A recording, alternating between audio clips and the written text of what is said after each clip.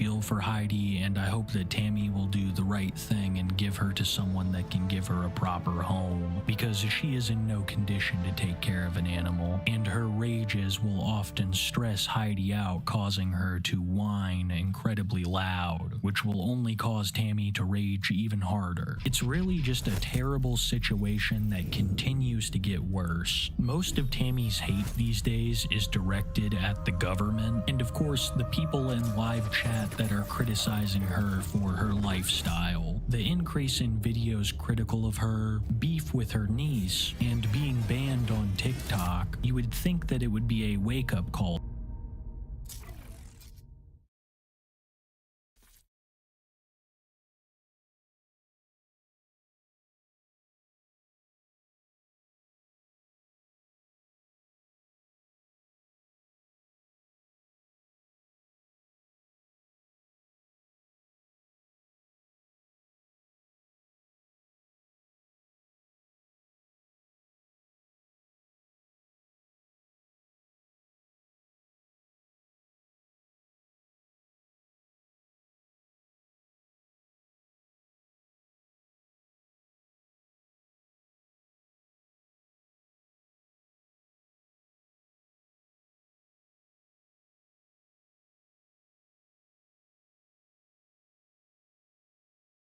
You are watching the Weeping Lemur. So, this is going to be my one and only and final response video to you ever. So, listen up good, little man, because it's about to get good. I've seen your little post about me supposedly committing crimes of sexual deviance. And it's true, I have in the past done that, but there was a reason behind it. Well, everyone, here we go. Today, we're going to be talking about the Crooked Eye Samurai, Cyrax, once again. Now, last time we looked at Cyrax, we watched him give a college lecture, but not a lot has been coming out about him because, you know, he lost his PC and he also lost his Xbox, so he's got nothing to record on. He's basically subjected to using his phone, and it's pretty crazy. We see Cyrax from a whole new angle. While I'm sure we've seen Cyrax post videos from his phone in the past, it's still a nice change of pace, you know, to go from the webcam to watching him stand up, walk around his room and scream at the phone. You know, it's a little bit different than normal Cyrax. He also seems to be acting super smug considering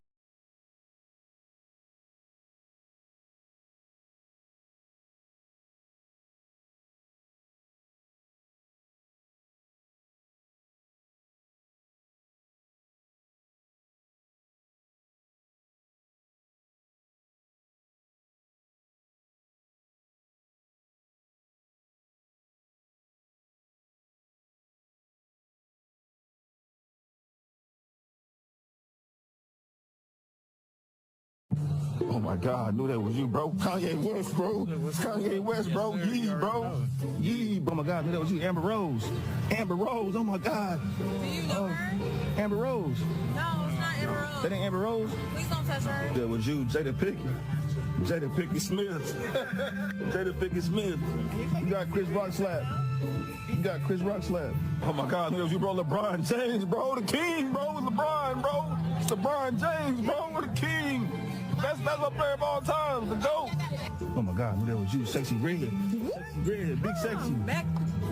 You Sexy Red. No, Negro, no. Oh my God, I knew that was you, bro. Little Tyler, bro. That's Little Tyler, bro. What are you doing, That's Little bro? Tyler, bro. Hold on, that's Little Tyler, man. Spider-Man got my back, bro. That's Little Tyler. Oh my God, I knew that was you, bro. Jimmy Butler, bro. Hey, get off me, sir! Jimmy Butler, bro. You Jimmy Butler. Guy you are, do not touch me! What's wrong with you? Oh my God, I knew that was you, bro. Kanye West, bro.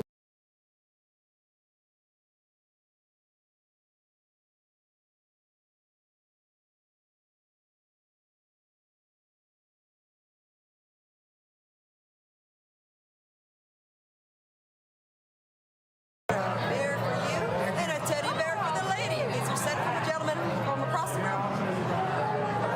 The gentleman over at that table sent those for you.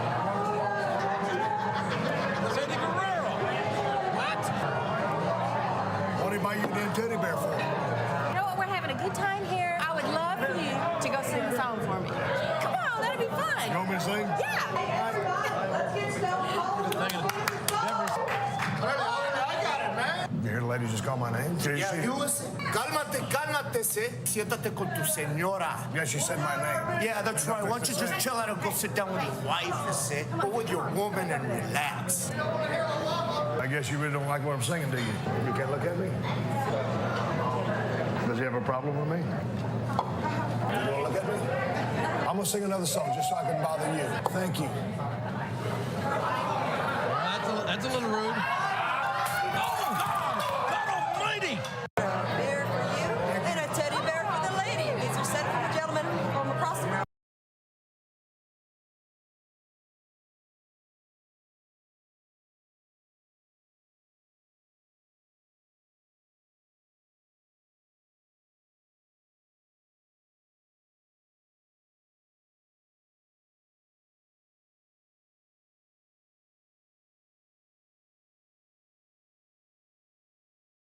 Years now is a mosque, baby. You already know. Good. Well, that was part of the plan. We made it out the steps. None of those prayers get to Allah. They stop at Jesus. You're in one of our buildings.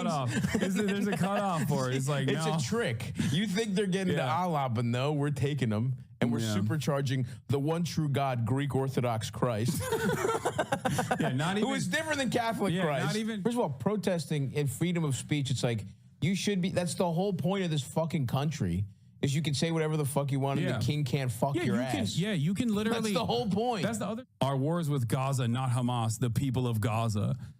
It's crazy. Just saying it, man. Oh, yeah, no, they just. It's fucking pathetic, dude. Yeah. It's just so fucking crazy. Just with no other details, someone who's a legal permanent resident getting disappeared with no fucking information. That's it. We don't need to know anything fucking else. That's insane, and that should fucking scare everybody, dude. Holy, that is so crazy. All right, ladies and gentlemen, we got Stavi Baby in the building. What's up, you little fuckers? That's right. We have Stavros Halkis in the building. Stavi Baby. For those of you who don't know, he's a comedian. That's right. Okay.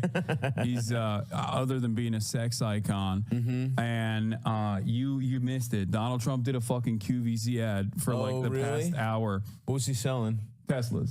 Teslas? Yeah, because Tesla stocks, everyone's been drawing dicks on Teslas and putting dog shit You're on a fucking Teslas. loser if you have a Tesla now. Yeah. That's what you get, pussies. Which is why, and the Tesla stocks have been tanking. There's been like vandalism against Teslas all around the world too. So Donald Trump decided to save the Tesla stock by doing a straight up QVC. Dude. Look at this in front of like. He was doing this. Yeah, no, like literally. Look at this. The president of the United States of America is sitting in front of standing in front of three different Teslas, being like, "Wow, Teslas are so wonderful. Believe me." The truck is not gay. Yeah, the Cybertruck does not look like shit. I know. I originally said You're it was cool gay. if you get it. I know I said it was gay 2 years ago. I said it was gay. I don't believe it's gay any longer. I love the Teslers. He also said Tesla, which is pretty awesome. Respect, Tesla. Yeah. This is Elon's over there with his little hat. This is the situation now. This is where we're at with the current current administration. He also, I mean, we're gonna be talking about Mahmoud Khalil as well in a brief moment. Free him. Yeah. But that's the situation. We're using the American government for wonderful things. He also said I don't know if you've been paying attention, but like he's been talking about these tariffs, saying that he's going to do tariffs, and then going back and saying he's not going to do tariffs. This was the funniest part, I think. Oh hell, he did pop in. He pops in and he goes, "Wow, here." It's so lithe.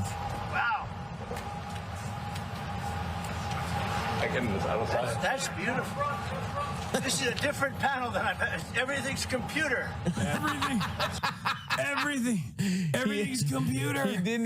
He's never even been in one. No, he has. The last time he was in a Tesla was a Cybertruck because Aiden Ross Right. had a Cybertruck with like the Trump's worst moment in his life, almost being assassinated on the side of it. And he was like, wow. What's Aiden up to? He's been quiet recently. Yeah, he's been trying to get back on Twitch. He's been trying to get unbanned. He's like, yeah, that was the old me. When I had Nazis on my stream denying the Holocaust and as a Jewish man agreeing with them. Damn, dude. That sucks to be that fucking stupid. Yeah, he was. I mean, it's like really funny if it wasn't serious. You know what I mean? Yeah, I mean, the whole Trump, too, is like. Yeah, it's just, it's pretty hilarious. Like, it's like a bit. As a bit, it's pretty funny to be like a Jewish guy that's so dumb that he believes when Nazis tell him that like Adolf Hitler was a good guy. But that is that level of stupid. No, he literally did. Yeah. God damn. What is it? Is he streaming on that other one? What's the other one? Kick, the one, yeah, the cryptocurrency pedophilia one. Yep, that's the one. Yeah, that's the good one. That's the good website. Yeah, what kind of content's he up to, man? Let's plug him. Yeah. But now it's going to get to a point where it's like if you criticize Aiden Ross, it's also terrorism. Yeah, it's great. It is. I actually saw a really interesting video about you, man, and I don't know that I'm even comfortable being here anymore. Oh no. What's the video? I saw something. It really kind of shed light on you in a way that I really didn't know stuff like that. What's it about? Kind of like have leftist politics and stuff like that. And I actually feel betrayed. Yeah. And so I'm actually just here to let you know this is the last time I'm ever coming on the podcast. Oh, no. Yeah, dude. I'm actually here to let you know that I'm actually do not fuck with all that stuff you were saying. Yeah. Well, I was here. Honestly, I was here because the first time I was just hoping, I don't know, some kind of, maybe I could get on this. Maybe you could have the Hamas gift basket. Maybe I could get some pussy come in from. and sneak a little bit. Honestly, I really hadn't read up on it. It just seemed like hotter women were into the whole Hamas thing. So I was trying to get some head from a curvy Middle Eastern woman, and that hasn't happened. So I'm ready to switch up. Yeah, you're done. So look, ultimately, Israel like high. you, I'm a capitalist, and whoever makes me the best deal, aka the most head, I'm switching up. So you have 48 hours, and if I don't get head from a curvaceous woman of Arabian descent, ASAP. or I guess a classic e-girl. That's the other thing. I've gotten nary any streamer pussy out of being your friend, and what is even the point? I know. I'm sorry. I come here. I make your chat funny every 4 months. It's the best stream you have. It's usually you just being like, can you believe this? Whoa. That is what I do. Whoa, what the hell is this? Is that your impression of me? That's you. Oh, what the hell is these clowns in Washington? What the hell are they up to? Why am I come here, provide a little mirth. 45-year-old man. my political That's your spirit. That's your spirit. 45-year-old man going, these clowns in Washington. No, I'm apolitical. Yo, you got the hat? Yo, check that. Check it. This one? Yeah. I put this hat on. Boom. Instantly not political. You know what I mean? That's how you know. I can switch it around. Dude, that's so true. Yeah, everyone looks at the hat and goes, oh, that guy obviously just loves America. He just loves America. He wants to make it great again. Yeah, he has a nuanced and balanced perspective on this stuff. You know who's not apolitical, though? Bill Burr. He's been fucking popping off. Shout out to Bill. He's the fucking man. Yeah. He went on Fresh Air and he had some choice words for Elon Musk. Let's take a look. Is beyond me. And where my comedy act is right now is I'm trying to get regular people to stop yelling at each other and realize that it's a select few group of nerds. Yes. Okay, eating raw almonds and doing their stupid workouts and everything and just competing with each other to have the biggest infinity pool, and the rest of us are getting pushed down. And they've politicized the whole stupid thing. And we're falling for it. Yes, sir. And who's the they? Besides the people who eat almonds? That idiot Elon Musk. Oh. That guy, like, he's going to leave, who evidently is a Nazi. Like, I just refuse to believe that it was an accidental 2-time Sieg Heil. Yeah, what a dork. And he does it at a presidential inauguration. This is why I hate liberals. It's like liberals have no teeth whatsoever. They just go, oh, my God.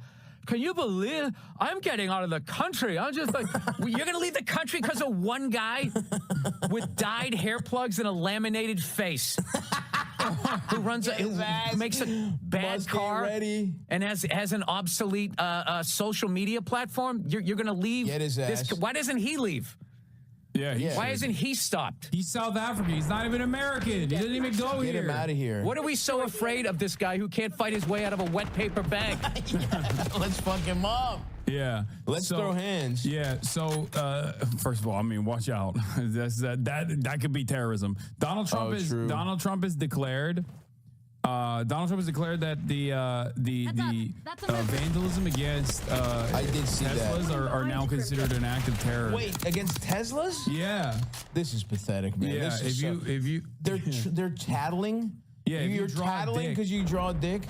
If you got, I won't actually say that, but we should be offering. Wow, they called you a Turk. How dare you? They called you a Turk. The first part of that is good. He's a delusional cosplayer. Yeah, I am a real. You are a Turk. No, I'm a son of the ancient Greek Empire. I don't know, man. Of which the entire world has taken their culture, including Turks. The other night I was talking to Elders, like you were looking. Take this down. You were looking real Albanian. Take this down. Don't you ever call me Turkish or Albanian, you motherfucker. I don't know. I'm about to leave, dude. I'm about to take 4 Fairlifes and leave. Have you done? This man stays with the protein, by the way. This is where your fucking Twitch dollars are going to. Yeah. Have you done microplastic a 22andMe? A 22andMe? Like one of those like genealogy 23andMe, dumbass. 23andMe? I don't fucking idiot. 22andMe. I've never done it. I don't know. I don't even know what it's fucking That's called. so stupid to call it that. To get it wrong by 1 digit doesn't even make sense. No, you actually have a 20. Yeah, you have an extra chromosome. You need to take a 24andMe, Hassan. A 25andMe. You have some kind of rare Turkish form of Down syndrome where you get 2 extras. Yeah, me and Shane, we avoided it by a slim margin. Okay, listen. It only affects the way you decide to dress. That's the only way. Okay, dude. Listen. Is this one of your shirts? I'm looking beautiful, dude, with your silk fucking pants. Yeah, it is. Yeah, it looks good. Why are you wearing silk pants in your own home, dude? Bro, who are you trying to impress? Comfy. It's comfy as fuck right now. I'm feeling it's rainy out. You know what I mean? I'm in my hoodie. Get some fucking khakis. You're a grown man. I do sometimes. Show some respect. I wanted to, like I said, I wanted to be comfy today. But listen. Have you done a 23andMe? I have not. You have not. I don't need the man. I don't need the man having my DNA. You know what it is? He's afraid. I'm not afraid that it's gonna come out that he's like fucking 50% Turkish. It's gonna come out direct descendant of Alexander the Great. Yeah, that's what they're gonna say. They're gonna say direct line from Alexander the Great to you. And I just don't want to put that on everyone. For them to understand I'm your new conqueror. No, he's fucking worried that I'm not worried at all. That it's gonna be like he's like 75% Turkish. I'm not worried at all. Yeah. First of all, you can't be Turkish. Being Turkish is a fake identity. Okay, Albanian. Albanian is even faker. You're just a bunch of Turkic horse lords that settled in a former Greek colony. Okay, you're not even. You're in the steppe. Yeah. What is it? You have no culture, no marble. Where the fuck are the Turkish marbles? Wait, your best building is our old fucking church that you stole. That's the best fucking building you cocksuckers have. So fuck you. Yeah, where is that church? Former church? It's in Constantinople. Yeah, it's called Istanbul, right? It's in Constantinople. That's fuck right. you. Build your own shit, you fucking thieves. 1453, best year of my fucking life, baby. 1821, we needed a little time to get ready, and then we came out and we fucked your asses up, dude. Yeah, we got it back. We took a couple things from your cuisine and we made it better. Oh, okay. Hell we took a couple ideas and we fucking improved it to the maximum, dude. 1453, best year of my life. It's called Istanbul now, and it's called Ayasofya. Okay. Ayasofya. Where do you get that from? Yeah. It's just you stole it. Yeah. You motherfuckers couldn't build something so beautiful if you had 100 fucking years. Now it's a mosque, baby. You already know. Good. Well, that was part of the plan. We made it out the steps. None of those prayers get to Allah. They stop at Jesus. You're in one of our buildings. There's a cutoff for it. It's like it's a trick. You think they're getting to Allah, but no, we're taking them. And we're supercharging the one true God, Greek Orthodox Christ. Yeah, not even. Who is different than Catholic Christ. Not even He doesn't Catholic. fuck kids. That's the big difference. Yeah. None of his boys fuck kids. Greeks famously never fuck kids. We got that out of our system. We got that out of our system before God got to us. Yeah. When it was still Zeus and Hercules, we got that out of our. Look, the boys will be boys in ancient Greece, okay? They were like, we're done. Once God got around, we're like, all right, we're done with that. We're going to leave that to the Catholics now. That's documented. That's history, dude. Yeah, they weren't able to we got it out of our system. The pleasures of childish flesh. It was a different time. Yeah, it was normal back then. It was really good back then. It was a different time. Oh man. Anyway, okay, all right. Listen, Hassan, don't laugh. The most Greek pedophilia happened on Crete. Is that so? Okay. Crete is where my right. That's exactly right. My grandma's you are a Greek. That's the thing. That's you're a pretender. But you're a great sign that being Turkish is fake. You're a Greek who just fucking had a couple doner kebabs. It's gonna be really funny when it comes out, when you do the 22andMe, not 23, and it comes out that you're fucking Turkish. I will not have a fucking drop of Turkish blood. Yeah, they're gonna be like, damn. Straight from the fucking Acropolis. Yeah, just wait, bro. Just wait. It'll happen. I have the blood of Hercules coursing in my veins. You should do it though. I think it'd be funny. Give the government your. I won't do it, man. They already probably have your ID. They probably do. They probably do. But yeah, they could honeypot me and get it through jizz. But yeah, Trump was talking about the brand new Tesla that he's going to buy today to show support amid a left-wing boycott. He said that it's like leftists that are boycotting. He wants to make it illegal. You can't boycott Israel and you can't boycott Teslas. I don't know what's next. That's fucking awesome. Yeah. These fucking poor hillbillies, man, that are fucking losing. They're losing like funding for local education and all this shit. Now they have to pretend that Teslas are something they love, and they don't just want to use Toyota Tacoma. Yeah, like they want. It's fucking pathetic. Yeah, they spent most of their year. They spent most of their life calling electric vehicles gay, like woke libtard shit. Only to now turn around and be like, "Nah, I love that. It's actually patriotic, sir." Switch up. Yeah. Meanwhile, the economy is fucking collapsing. It's great. Damn. Great stuff overall. Donald Folks, Trump is buy tickets to the Dreamboat Tour while you still can. Oh, yeah, that's right. Yeah. While the economy is still going. This might be the last time you can come to a comedy show. I thought your I thought this was your best set. Thank you, far. brother. It was really good. Thanks, like all man. the old one is like, this one was, man. This one was actually good. Well, some of us are artists that try and get better at our craft, not dickheads that spend 12 hours just kind of sleepwalking through our job. And we know that Zoomers without a good relationship with their father have nothing better to do, and they stole someone's fucking credit card and it's on auto renew. So some of us kind of have to actually progress as artists. You gotta make a living over and over somehow. again. Okay, you gotta make a living somehow. Oh man. You had John Mulaney open for you, which Mulaney is crazy. popped out. Mulaney popped out. Yeah, he's the man. His show. It's wild. It's tricky making a better comic open for you. Yeah, I won't even.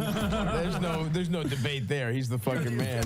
Yeah, Watch Mulaney's show, but I'll plug Mulaney's show, folks. Oh yeah, he did. It's He live has a on. show, right? It's live on Netflix. He's doing something really interesting where it's actually a live talk show because all these other talk shows are it's fucking interesting annoying. to have a live talk show. Yeah, well, an actual production. Again, an actual production. Not a webcam. Just because you got a more expensive webcam, let's not pretend. This is Netflix approved. These cameras are. I'm sure this is going on Netflix. Well, the day you're on Netflix is the day culture is dead, by the way. The day they just cave and put streamers on television, we're all fucked. We would be fucking cooked. I don't disagree with you there. I think that'd be awful. No, he's got fucking. I think on the first show, Michael Keaton, Fred Armisen. Are you gonna be on it? We're trying to figure something out. I'm gonna try and get on this season. Okay, he's the man though. Mulaney's so fucking funny, and that show's gonna be cool. Yeah, I'm excited to see it. I'm excited to see you on it, especially. Yeah, that's right, wait. John. I know he watches. So. Yeah, he's a big Yeah, he was starstruck, dude. Jake Paul got a Mac show. That's true, but isn't that like about boxing? No, that's like a reality show, dude. Yeah, they trolled everyone thinking those guys were gonna fight each other, and then they're like, oh, it's actually them you know, I don't know, swimming in their pool. I've done a cameo on a Netflix like true crime documentary or something. Oh really? That's what some chatters are saying. Here I'm gonna show you guys something. I was on Theo Von's podcast, as you guys know. Shout out to my boy. The leftist Joe Rogan. Stavros Halkias was also on the Theo Von podcast, but there was a point. Now he is doing the mallet. There was a point where I actually brought you up. I wonder. Let me see if I can find it through the transcript real quick, because I want you to address this. Interesting. I want you to address the daggers that I threw your fucking way. Oh, okay, man. Wait, is there? How do you find the transcripts now? Nice, man. That's how you insult someone. Find a video where you had your shit together enough to get it all out. Don't do it in front of a man's face. Yeah. Just find a time where you insulted me and play it. How do I find it? I wonder. I got the transcript in front of me, but it's not showing up. Dumbass alert. I wonder if I can figure out exactly where Dumbass it was. Like alert. towards the end. Air traffic controls, man. I've been talking about some boring ass, nerdy ass shit, dude. Boomer fake Turk. Boring, nerdy ass shit. Boomer fake Turk. Washed. Yeah, let's see. What do we got? I think it was like $170,000 or something. A corner where you can express care. You just Hassan Piker, around, thanks so dude. much, dude. Wow, dude, that's good. That was really funny. Okay. Where he says thank you so much, and you guys This is called leave. live production, all right? It's not fucking easy. This is why your show sucks. It's not easy, bro. It's not. It's actually so hilariously easy. Yeah, it is pretty fucking easy. Oh, here it is. Here it is. Here it is. You're a comedian as well. I'm obviously very good friends with Stavi as well. I know you. Yeah, I fucking lied. I lied straight to his face. I was like, he's my fucking enemy. Okay, yeah, he's go cool. with him. Damn, he said he's cool. Yeah, that's crazy. That's crazy that he said you're cool. But he mailed me some cookies his mother made him. Oh, dude, me too. Yeah, when he was out here, I ate all of it. Oh, you didn't? You got mad. You gave me the cookies too. You fucking slut.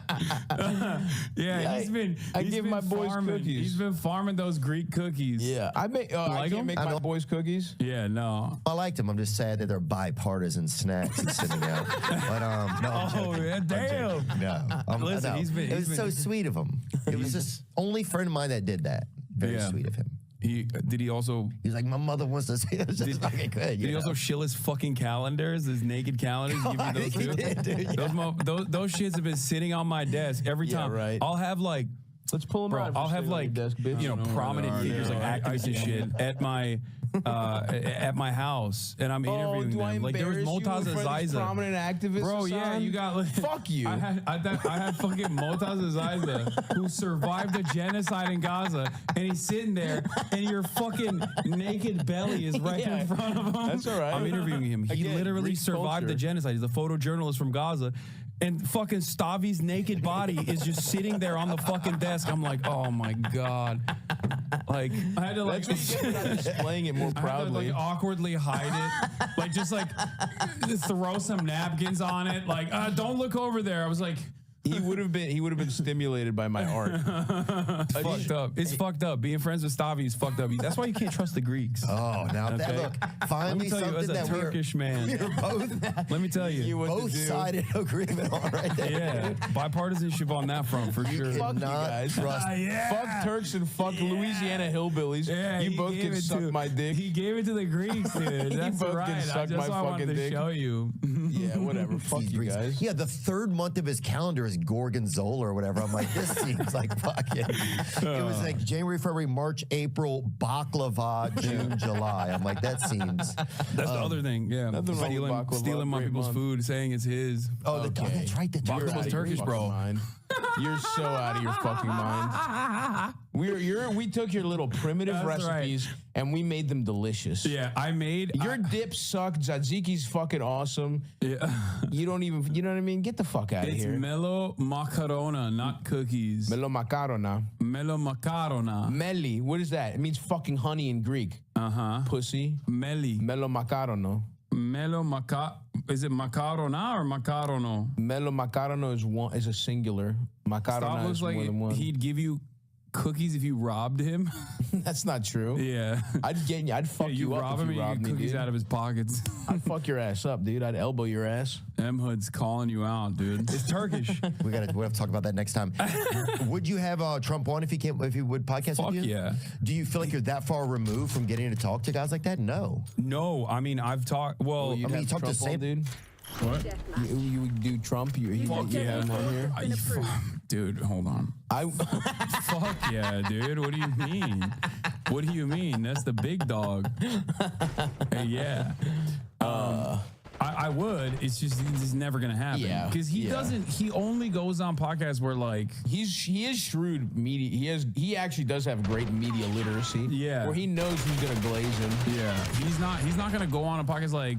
Plus like you're an he'll go on- he'll go on- anti-Semite. Yeah, well, I don't. And he think loves Jews historically too. He does. Yeah. But like in a way where he's like, they're the magic money guys.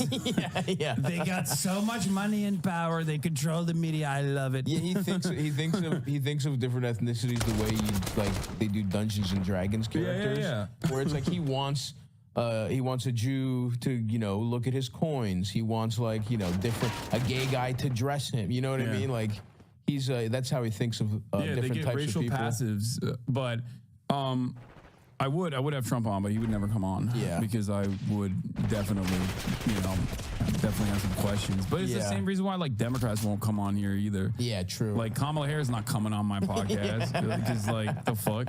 What's she up to, man? Dude, what do you think her and Doug are up to? I don't fucking know. I thought that they were on the outs a little bit after the election failures. I think that Kamala's team was like trying to say there was a brief moment where Kamala's team was claiming that like Doug's controversies, which by the way, apparently he had controversies. What were I didn't know they? that. Bro, other than that man apparently. What's Doug up to? Apparently he had like a case of abuse or something, of a formal like spousal abuse or some shit. Oh shit. Which is crazy. Like on her or somebody in the past? No, not Kamala. I feel like Kamala would beat his ass. Yeah, probably. But I also like I was just like shocked to hear that because he comes across like such a timid dude. Or no, he had an affair, which is even weirder. I don't think it's let weird. me see. It's one of the most human things. No, for Doug, I mean. If you're part of some weird politician, you're not gonna want to try and get a little pussy on the side. A little carefree pussy on the If I can side. find it. Doug affair Kamala. Emhoff acknowledges affair during first marriage after tabloid report. Who gives a fuck? But like, do you think he doesn't strike me as the type of dude? Unless the affair was with a dude. Everyone likes getting pussy, dude. Unless it was an affair. Everyone likes I getting. think Doug is gay. Oh, you see? Interesting. Oh yeah, no, I was a Doug is a beard truther. Well, then that's even more. Or Kamala's a beard, I guess technically. Yeah. Yeah. I would, maybe sucking guys off. Who, good for him, man. Yeah, but apparently it was like he had a affair with a babysitter or something, and the Kamala Harris campaign was basically claiming that's why they lost. That this is why they lost, and it's like, dude, nobody knew that this was a thing. Even conservatives weren't fucking talking about this shit. Also, it's like, they lost to Trump because the guy cheated. Are we fucking kidding? Upstanding moral beacon Donald Trump. That's what cooked the Democrats. Speaking of Democrats, all right, I'm going to switch gears here for a second, and we're going to talk about some serious stuff. Are you ready for that? Yeah, I don't care. I'm not staying long. I just want to pop in and say I'm hi. gonna fuck off anyway. I'm gonna leave. I got to get on the tour bus, head to Fresno. Yeah, well, that's wonderful. That sounds like a fantastic experience. It's going to be whatever. You like the tour bus, though. Tour bus fucking rules, dude. Yeah. Tour bus life fucking rules, dude. Yeah, you been getting laid on the tour bus? I have not. I have yet to get slurped off on the bus. Okay. But, it's been a nice tour. Okay. If anybody's interested in applying for a slurp job? For a first slurp. Okay. Contact us on directly. Yeah, no, I got you. Don't worry. Hell yeah, brothers. Stavi in Fresno. No one has ever been excited to be in Fresno. Tomorrow, we got tickets to the Late Show. Yeah. Still available. First show sold out. We got a couple for the Late Show if you're in Fresno. And then for some reason, my agents put me in Bakersfield the next day. It is not. I'll be honest with you guys. I am not selling a fucking ticket in Bakersfield. It's gonna be half empty, bro. So if you're in Bakersfield, come Chatters, through. Bakersfield heads, free meth if you go to the Bakersfield show. But That's after what that, I we're heard. going to Phoenix and Vegas, and then next at the second half of the tour, Chicago, Minneapolis, Nashville. We're going to a lot of cool places. Stabby.biz, folks. Shitting on Bakersfield. Oh, it's gonna suck dick. I'm fully prepared for that. But. I thought someone said, "Oh shit!" I thought Bakersfield would be sold out. Nah, dude. It ain't. Let me tell you this right now. It ain't fucking sold out. They put that. I feel like might just put that there to humble me, to remind me. Yeah. At the end of the day, you can have a great show in LA, but you're gonna go get your teeth kicked in fucking Bakersfield. I'm sure you'll make it work. It'll be fun. It actually will be fun. But switching gears away from the tour real quick, we're going to talk about Mahmoud Khalil. I don't know if you know who this person is, but I think I saw what happened. Yeah, They you're just fucking completely, woke. they completely just fucking disappeared a guy.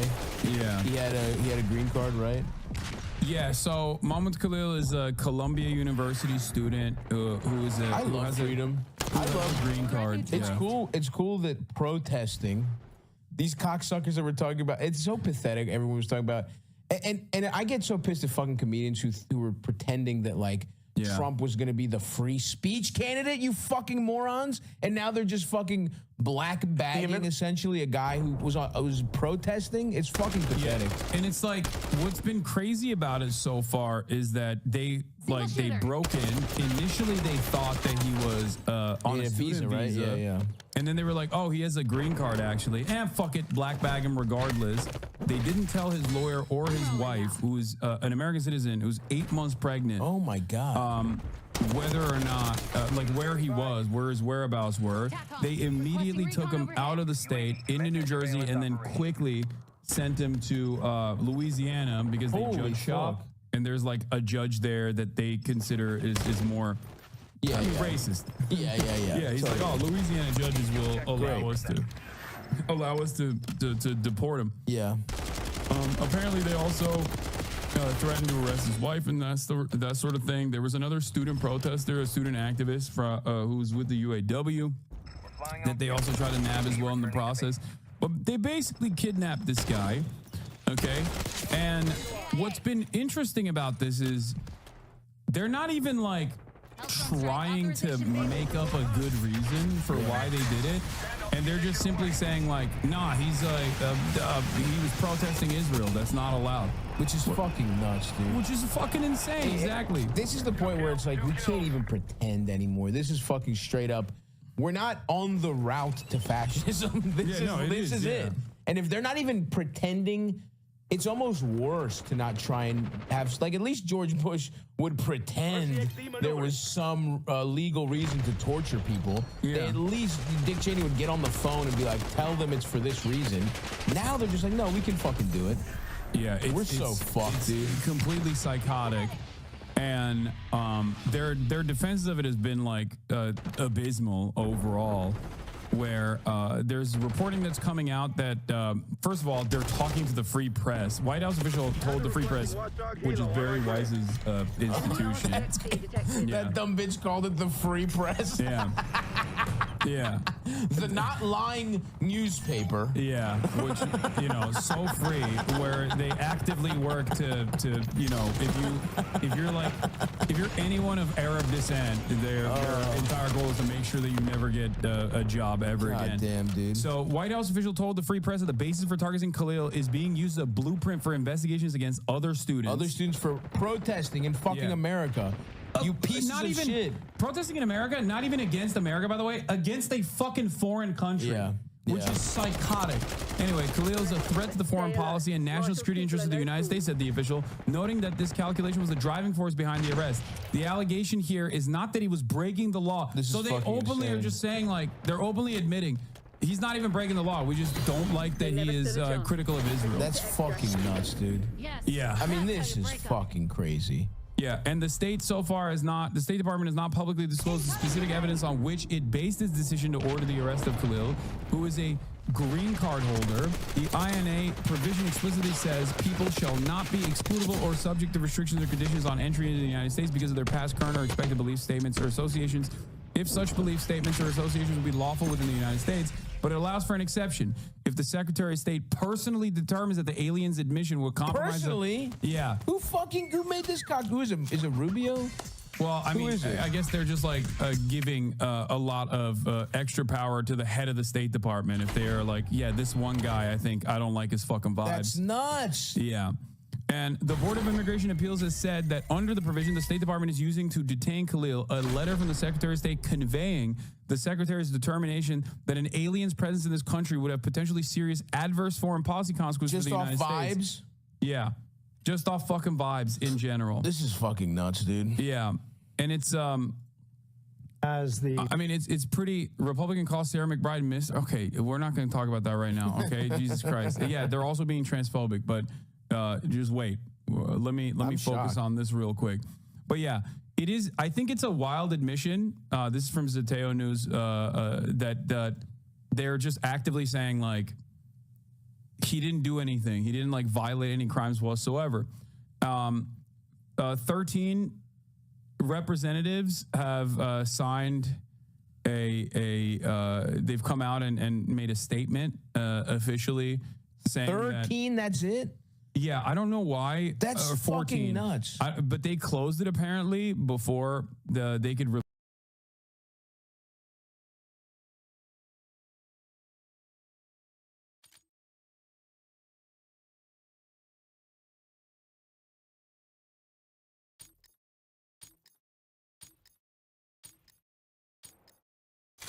Domination. Work quick and clean. By God, it's out. Mods, hand out the points. It's on H3. Mods, hand out the points. Let's go. Destination, the beach is surprisingly dangerous. Lockdown Consider the fucking thing in our defense. Like, actually, Hila's not a baby killer. Actually, accusing Ethan of killing his dog is maybe too far because they have mobilized such an insane I'm so excited. harassment group that anybody who says any fucking thing, they will attempt to ruin their lives. And once again, I'm the crazy one. It's not bad enough that I have to. What we do here is go back. Oh my.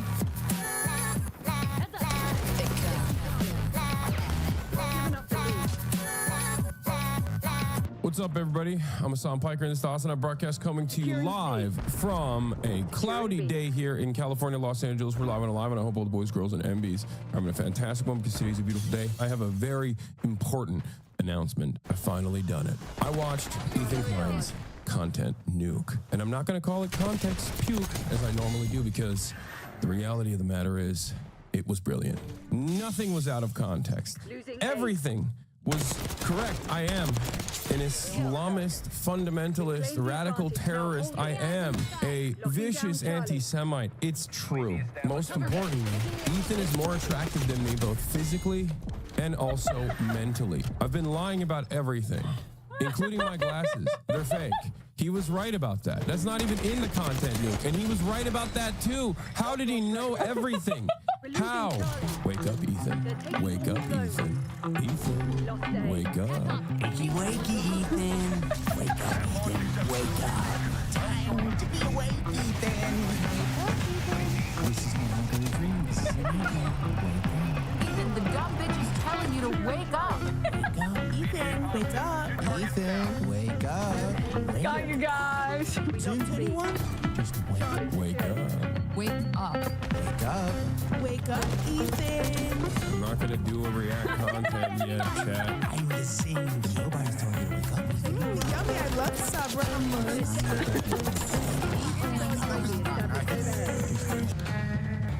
All right.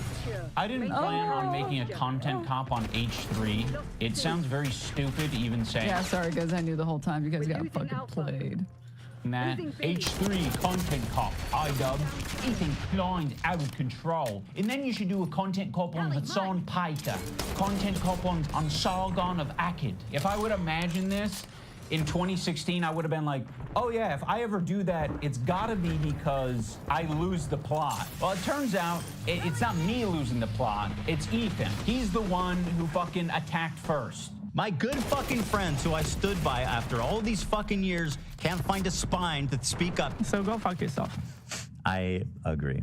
All right, guys, I'm going to tell you a story about Ethan Klein. I know some of you have been following him, but there's a lot of people who might not be familiar with the background, with his podcast, with what's been going on over the past couple of years.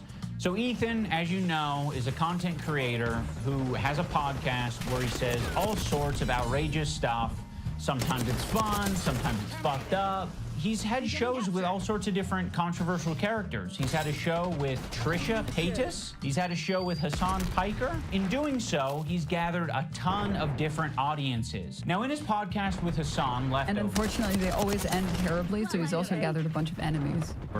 they would mostly talk about surface level progressive shit and make fun of right-wingers. And you're telling me he didn't flick their dick once at least? No, as 100 shavers, you trans women, I say, oh no! And it was mostly that until they actually had to reckon with a very serious topic. I would say that Hassan was very well equipped to talk about that topic. Palestinian people living in the West Bank are subject to these horrific conditions, horrific living conditions by the state of Israel, America's greatest ally and the only democracy in the Middle East, if you ask Republicans and even liberals.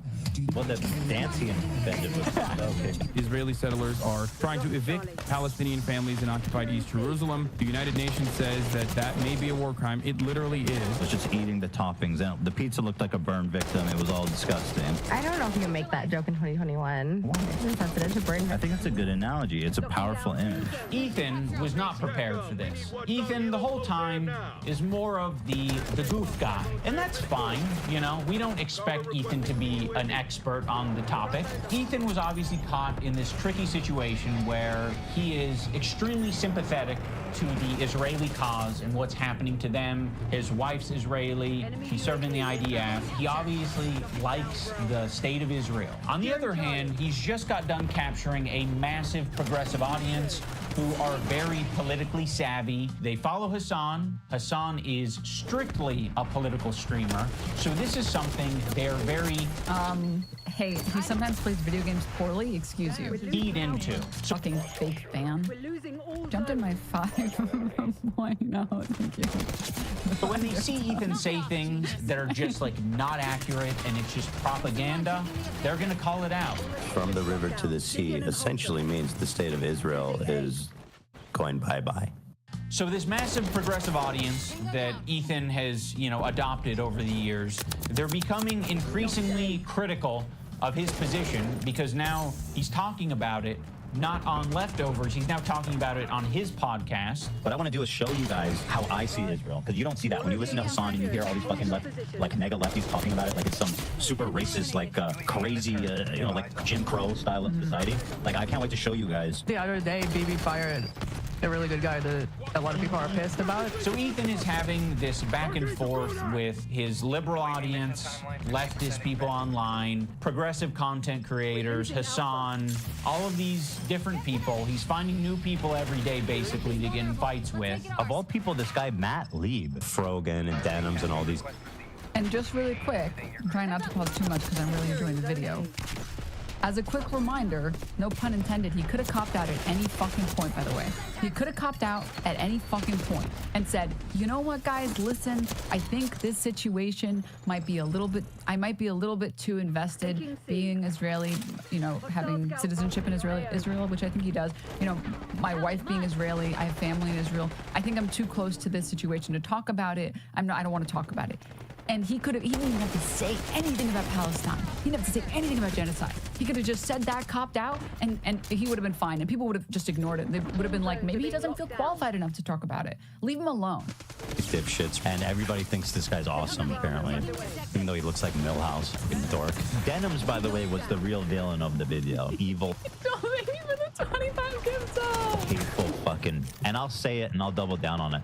And people, oh no, go ahead. And it's all culminated, at least for my story, in Ethan. Also, just to be clear, I didn't know, and I didn't watch the video, so I didn't know what it looked like. I just helped participate, and I was like told, hey, come record this. This will be funny. I was like, okay.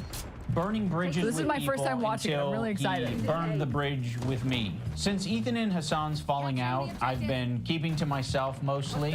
I don't have many nice things to say. Maybe if Ethan's able to get some help, maybe if he stops harassing other creators, maybe if he does these things, eventually he'll find peace and we can like rekindle our friendship.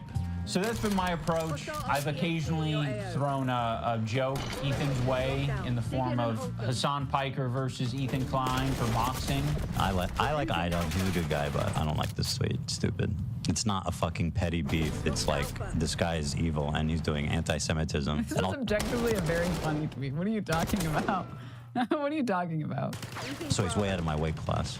He didn't like that, but fucking sometimes you gotta just throw something out there. I used to work with this video editor named Froggy Tonic. I discovered him because he was in the circles online that I was in. And one of those circles is an H3 fan. He watched Ethan's content, he liked Ethan's content, until he didn't like Ethan's content. There would be an occasional Froggy tweet where I'd be like, I agree with that, you know? Like, I'm not gonna endorse it, I'm not gonna retweet it or like it, but fair enough. I guess I just miss my old friend. Some wings are too bird feathered colored. Now that brings us to February 28th of this year. Now, my former editor of a year and a half ago did say some truly mean shit. He called Hila the C word. He said they're trying to kill their dog with cheddar cheese and a bunch of other shit. You know, that got so lodged in my head, I couldn't stop accidentally saying cheddar instead of shredder. I'm sure. Ethan, at some point, discovers that iDubbbz's former editor says this horrendous shit about him and Hila.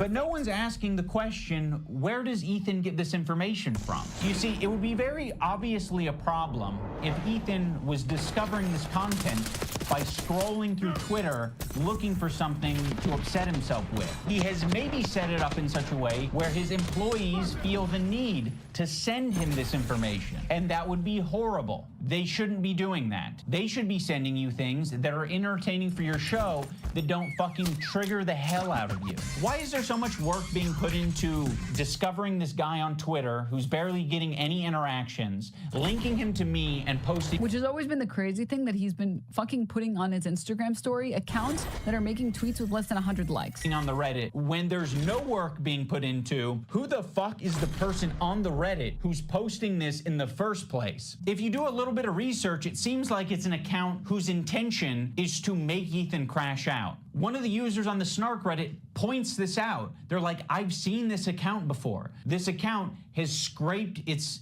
history, and it's now trying to make Ethan burn bridges. This is within Ethan's own community. Like, this is the thing that he needs to be critical of. It's not me. So yes, I am willing to admit that Which, by the way, everyone with any brain cells at all called this out and said, hey, all of this like pandering that you're doing with the Destiny community in your attempt to take down leftist creators on Twitch and get us all banned, because remember, they worked together to get us 5 streamers banned, and they worked together to get the advertisers to pull out, or as many of them as they could have.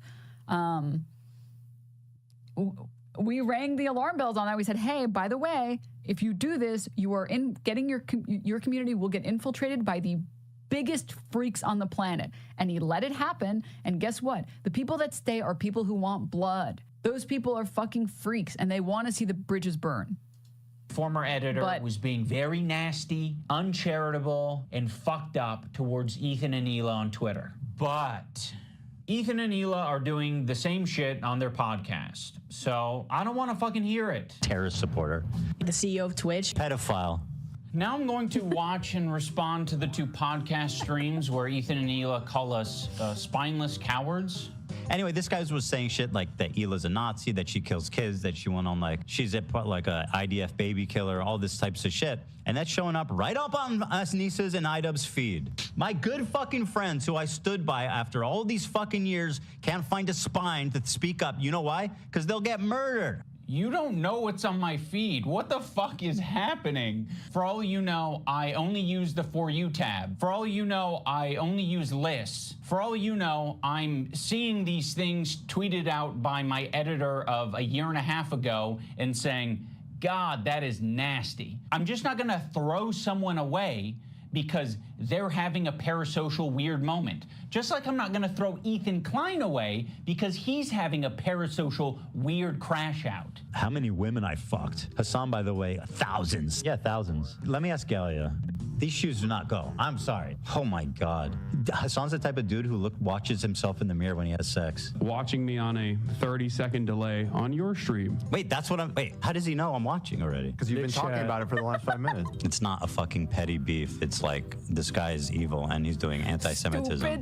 These shoes do not go. I'm sorry. There are many people, I'm sure, who have unfollowed you for the things that you've said and done. Wait, Chad, is Ethan crashing out right now? Is Ethan crashing on his stream right now? And I'm sure there are even more people who have stayed following you because they 100% chance, by the way, that he's too pussy to watch this video. Don't want to throw the baby out with Actually, mods, set up a Gamba prediction on whether or not he's too pussy to watch it on the show. They don't want whether he's to not pussy throw no balls. someone away because they've had some hard moments. We're all fucking human. My good fucking friends who I stood by after all these fucking years can't find a spine to speak up. You know why? Because they'll get murdered. And what you're saying to me is that I'm a bad friend and I'm a piece of shit. I'm spineless. I'm cowardly because I am following someone on Twitter. Because they have mobilized such an insane harassment group. I respect Ian for keeping that cough in, but that was gnarly. It's not bad enough that I have this group of people harassing me and everyone in my life. It's that people outside of this group, journalists, creators, are actively participating in this gaslighting to make it seem like I'm fucking crazy. I mean, I don't know what he's getting at here. Like, yeah, people are gaslighting you. A lot of people gaslit me when I apologized. That was actually... Wait. Chat, you're telling... Wait, sorry, really quickly. Not Ian, sorry. Ethan is like currently considering watching it. I haven't watched his video, so... But like, I mean, judging by the people he's... I mean, probably. Yeah, that seems like a fair assumption based off of the credits here, so, you know. Dude, this is unreal. Let's... Mods, if you set up the Gamba, set up a third option for maybe watching it. Do a poll. I see people are... Sorry, for watching some of it and then closing it. Do it now. They're going to say watch. They're going to tell you to watch. No well, let's see. I'm curious. They could say watch. I just think, you know... well, if Hila's coming... By the way, we got to change the title. I understand your impulse. I just think... That clickbait is nothing compared to what we got now. Yeah, true. Or maybe it's actually... that's a pretty good title, considering... Yeah. iDubbbz made me puke. Quit YouTube. Man, my very first YouTube video on my channel was why iDubbbz will never content copy H3H3. Oh, AB, why did you never make definitive statements like that? Well, he didn't realize that I'm actually Israeli. He didn't know that fucking Hila did mandatory service and that I lived in Israel. Zoom out. It's because it's private, AB. If you hadn't privated it. And I want to catch up to the live stream. He probably searched first to see if anybody had forbidden that for the private zone. I genuinely, there's just so many reasons that this is insane. I genuinely have lost it. Like, I don't know. Yeah, I don't know. Maybe you should do it on stream. I feel like, I don't know. This escalated initially because we were live and you guys were heated about. I forget what it was, but it was the foggy guy. Did he message Lena or just you? Because like, she's a human being too, by the way. I don't know. And this is about her. She's the one fighting. Why is he apologizing to you? Like, say sorry to her, you dumb fuck. He might have. She's in the bathroom. Dude, this is so fucked up. Bummer, man. Had some funny videos here. We're going to talk about Olivia watching Lord of the Rings. I don't mean to make it about... I don't mean to make it about us, but man, I did feel bad for Lena. I had the full support of the whole audience the first time, and it was still so tough.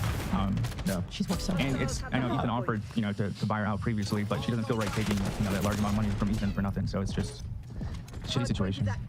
Yep. Listen, and I'm not gonna fucking begrudge Lena's hard work already. So I said then, and I'll say it now. Like, if she wants to fight, I support her. She's worked hard, and she should go have her moment, right? 100%. I'm not gonna tell her that she has to quit, but I'm sure from a personal POV, she's gonna feel like she's fucked either way.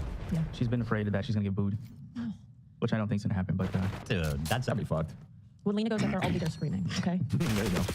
Why do we do this? Why? Like, why so urgent? Why would he do When is this creator clash happening? You called him a spineless fuck, you piece of shit.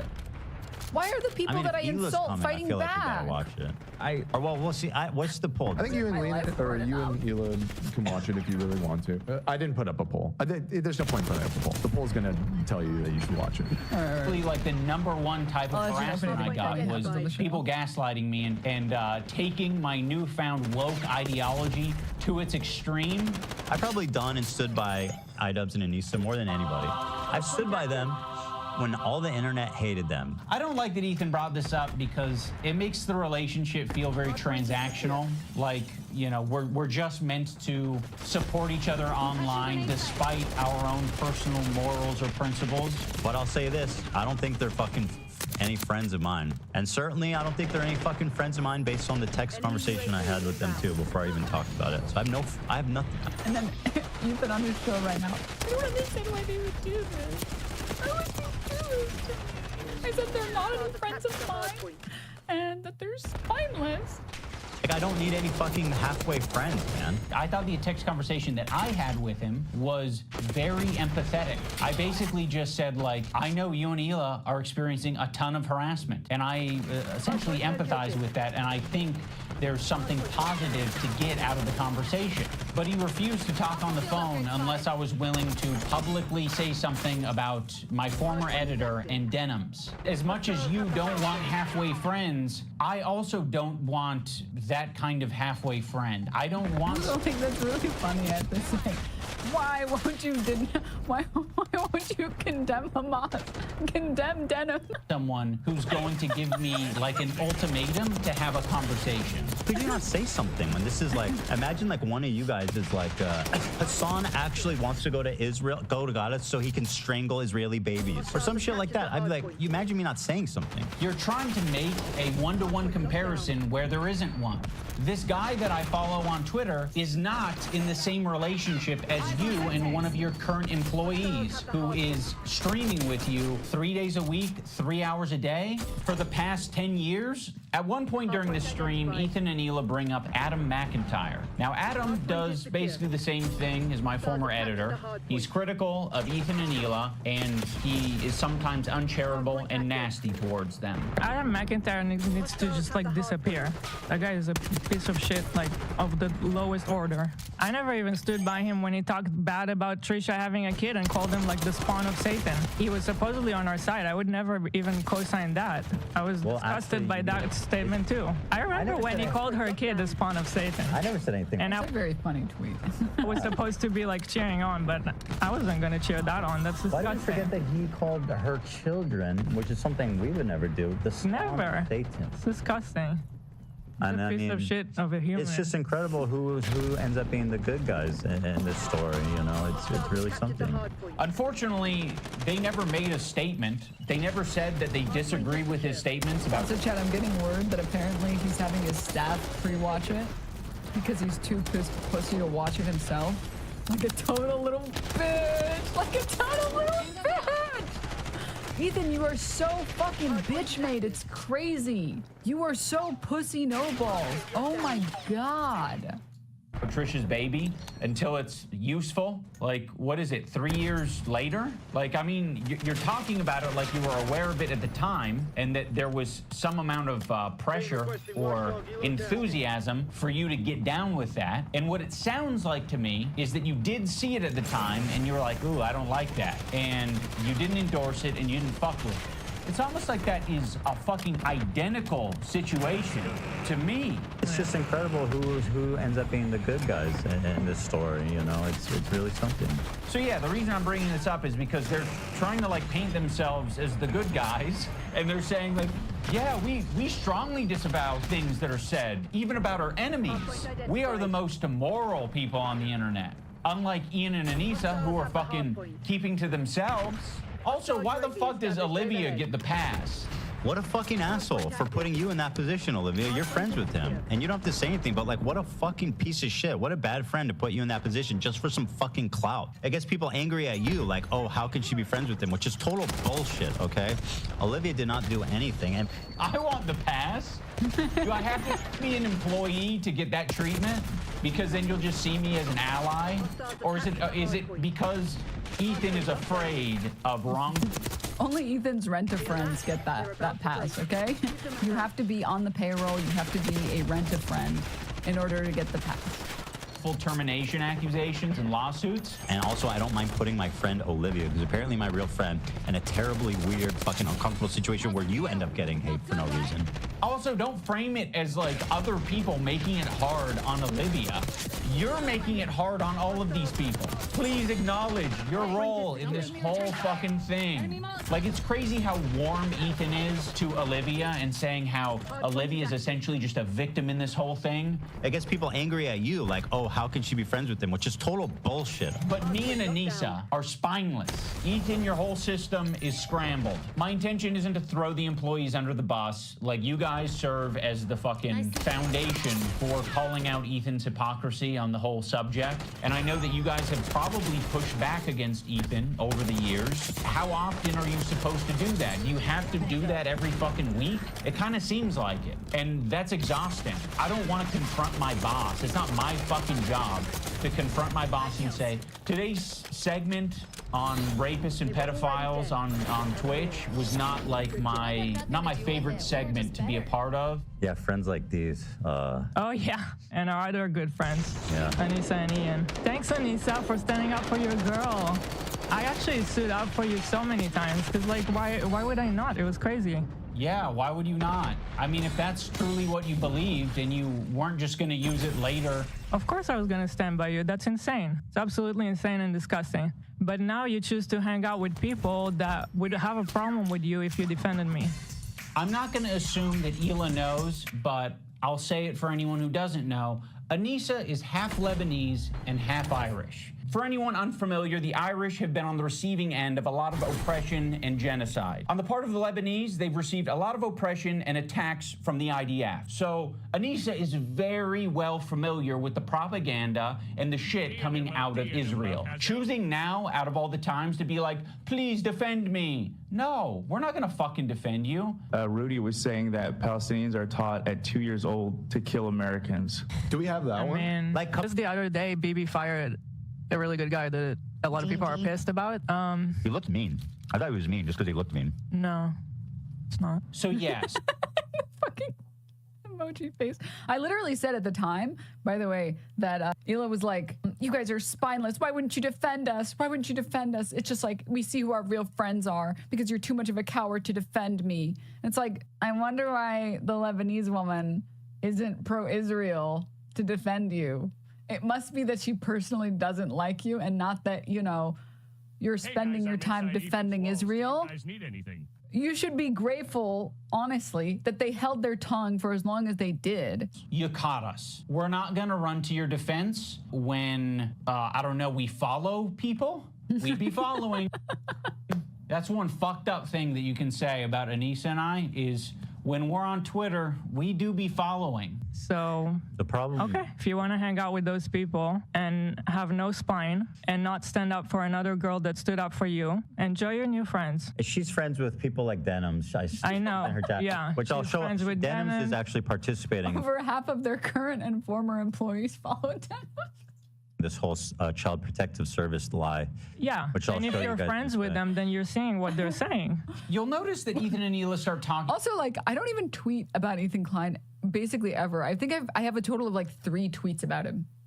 You know, this Denims character. Originally, the complaint was about my former editor. He's been chatting shit about Ethan and Hila for the past year at least. They only care about it now because I guess it was spoon-fed to them via their Reddit that's clearly looking out for them. Now, I'm not going to sugarcoat it, where we are friends with Denims, but I would say it's the same level of friendship that we had with Ethan and Hila. It's like kind of an internet friendship. We think that she's a good person like we think Ethan and Hila are good people. Kind of a tricky situation. How can you possibly think that they're both good people at their core? People can have crash out moments. People can say things that they don't mean. People can say things because they want internet clout and attention. I don't know. I think they're both probably guilty of saying things that they don't mean for internet clout and attention. Right now, one's a little bit more fucking nasty to me than the other. I just don't see how you can be my friend and also be friends with someone like that. Well, you can't. So I already forgot about you. I actually have a lot of friendships that are kind of that way, where it's like, wait, sorry.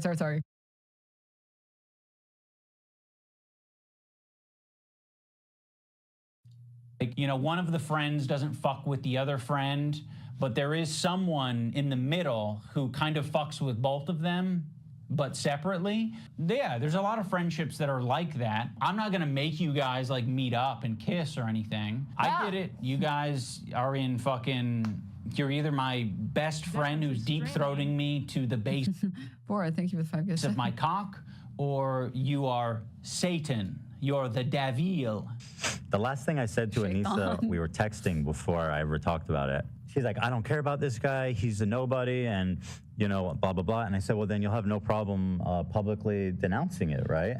And then from there, the conversation ended. She never replied. Ethan, you can't even phrase it in a way that doesn't make you sound like you're being coercive and shitty. Well, then, you should have no problem publicly denouncing it, right? Does that sound like a friend? It kind of sounds like something a powerful villain would say. But it was so funny how she immediately went to comment everywhere, like on our subreddit. She immediately had to comment like, oh, he doesn't work with us anymore. But that was it. That's all she said. But then say that you don't Okay, do you have agree. anything else to say for your friends, though? One of the reasons Anissa was so quick to clarify things in your Reddit is because your Reddit was already talking about who this editor is, and they were spreading misinformation that it was our co-host on our podcast, Uncle Dane. So yeah, the last thing we wanted is this guy getting pulled into this mess. And By the way, if you don't know who this is, this Froggy Tonic person, it's an old editor for Creator Clash. It was for the Creator Clash 2. They're on Creator Clash 3. And it was an old editor that said, like, Ethan Klein's dog died of kidney failure after he was literally feeding his dog cheese with every fucking meal. There's literally a clip of Ethan Klein talking about his dog saying, my dog now refuses to eat his dog food because we give him so much people food. He just, like, literally will just sit there and starve because he doesn't want to eat his dog food.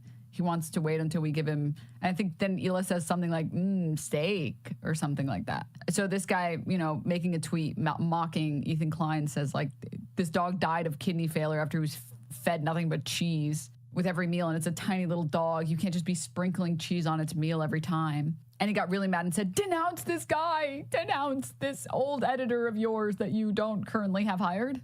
you guys don't give a fuck. Would it have been nicer and more supportive to say, we don't agree with the things he's saying and we support Ethan and Hila? Sure. Like, yeah, that would have been a nicer thing to say. Our silence means something. It means that we would like to pause this relationship until you figure your shit out. And then maybe we can find a moment in time, I don't know how long it'll be, but a moment in time in the future where things are a little bit easier to broach. I don't think we need to do it right now, but you've insisted that this is an important thing to address. I would have been perfectly fine with you not blasting me on your Instagram story. I would have been perfectly fine with you not blasting me and my wife on your podcast twice. I would be fine with you not brigading my comment section on my podcast that gets 3,000 views a week because I prefer to not to do harassment campaigns and instead talk about Vampire's Kiss. At least say something like, he doesn't work for me, and I strongly disagree, and I support Ethan and Hila. The problem is that she doesn't. That's the problem. That's the problem. She actually... She thinks they have a point. That's the problem. Yeah, so go fuck yourself. I agree. Go fuck yourself. What about your girl? This is what I'm talking about, this aggression that you're putting out into the world. What the fuck do you think we're gonna do? You think I'm gonna fucking sit on my hands when you do this shit? Like, this is nasty. We had such a fair response to what you guys were going through. We don't support harassment. It's a bad thing. But you have to love, like, the two biggest supporters of the sentence Israel has a right to defend itself being flabbergasted, and there's literally a quote of Ethan in this live stream saying, why would they do this? Why would they do this? In response to Ethan saying that they're spineless fucks, in response to his wife saying, you don't want to stand by me anymore. Fine. We won't stand by you. And them saying, we don't want your friendship. We're not even friends anymore. It's like, you would think the defenders of Israel has a right to defend itself would understand why IDubbbz would make this video. But, okay. Also, I don't know if I said thank you, but thank you, Bora, for the 5 gift subs. Thank you so much. I'm sorry if I missed that. Holy shit, it's actually about Ethan. Dude, Casey, you gotta watch it. You gotta watch all of it. And you're perpetuating it. You fucking propagandist, lying scumbag, terrorist supporter. He probably sits up a mirror and jerks off watching himself. Dan KKK Clancy has a similar view of Hitler. Because Dan Clancy, the Nazi, fucking anti-Semite. You can't expect other people to stop harassing you if you continue to harass people. Let's think about it on a micro level. Have you ever been in a comment section and found someone to argue with? It doesn't stop. It can literally go on forever if you don't want to touch grass. I mean, yeah, this was kind of like a line, what happened today, that should never be crossed, even by like the most cynical, toxic people. It's going to have ramifications in terms of how I conduct myself, in terms of these fair weather friends who are, you know, so happy to be friends as long as they're getting something out of it. Ethan, that is a rich thing to say. Like, you're the H3 podcast, okay? There's a lot of friends of the show. There's even more fair weather friends of the show. Let's not get into this shit, okay? That is so bizarre and insulting to suggest that I was only ever being friends with you to get something out of it. No, I'm friendly with you, and I'd say I'm a light friend, because it's been pleasant hanging out with you. I've enjoyed your content over the years. And as of late, it's gotten really fucking shitty. Yeah, so go fuck yourself. I agree. Who else? Who else do we want to burn today? Who else do we want to burn today? You're making it so fucking obvious that this is your emotional dumping ground. It's horrible. This is not what podcasts are. There was a way to approach this to say, like, yeah, we feel hurt by you guys not saying something. You've decided to do the extra thing and attack. Now, in fairness, I am... Thank you for the 5 gift subs. Thank you. Attacking back. Also, Vampirina, Vampirina, thank you so much for the 5 gift subs as well. Thank you guys. But I feel they're still very doing a fucking insulted, weed ad read. and I feel defensive, and I feel like I am speaking up for a lot of people who have problems with you, and a lot of people who have been on the receiving end of your harassment. It's so easy to be anti-racist. Everybody's anti-racist. Racism is the worst thing in the world, right? We fucking hate racists. Fuck racists. Microaggressions. The minute that they actually have to stick their neck out for somebody. But your boots in the intro? Slay, you doing the L dance and nose is a feat of athleticism and serving seeds. Thank you. If you see my L dance is worse than everybody else's, it's because those boots were like, I did not know, I was not aware. My boots are gigantic in that. Okay.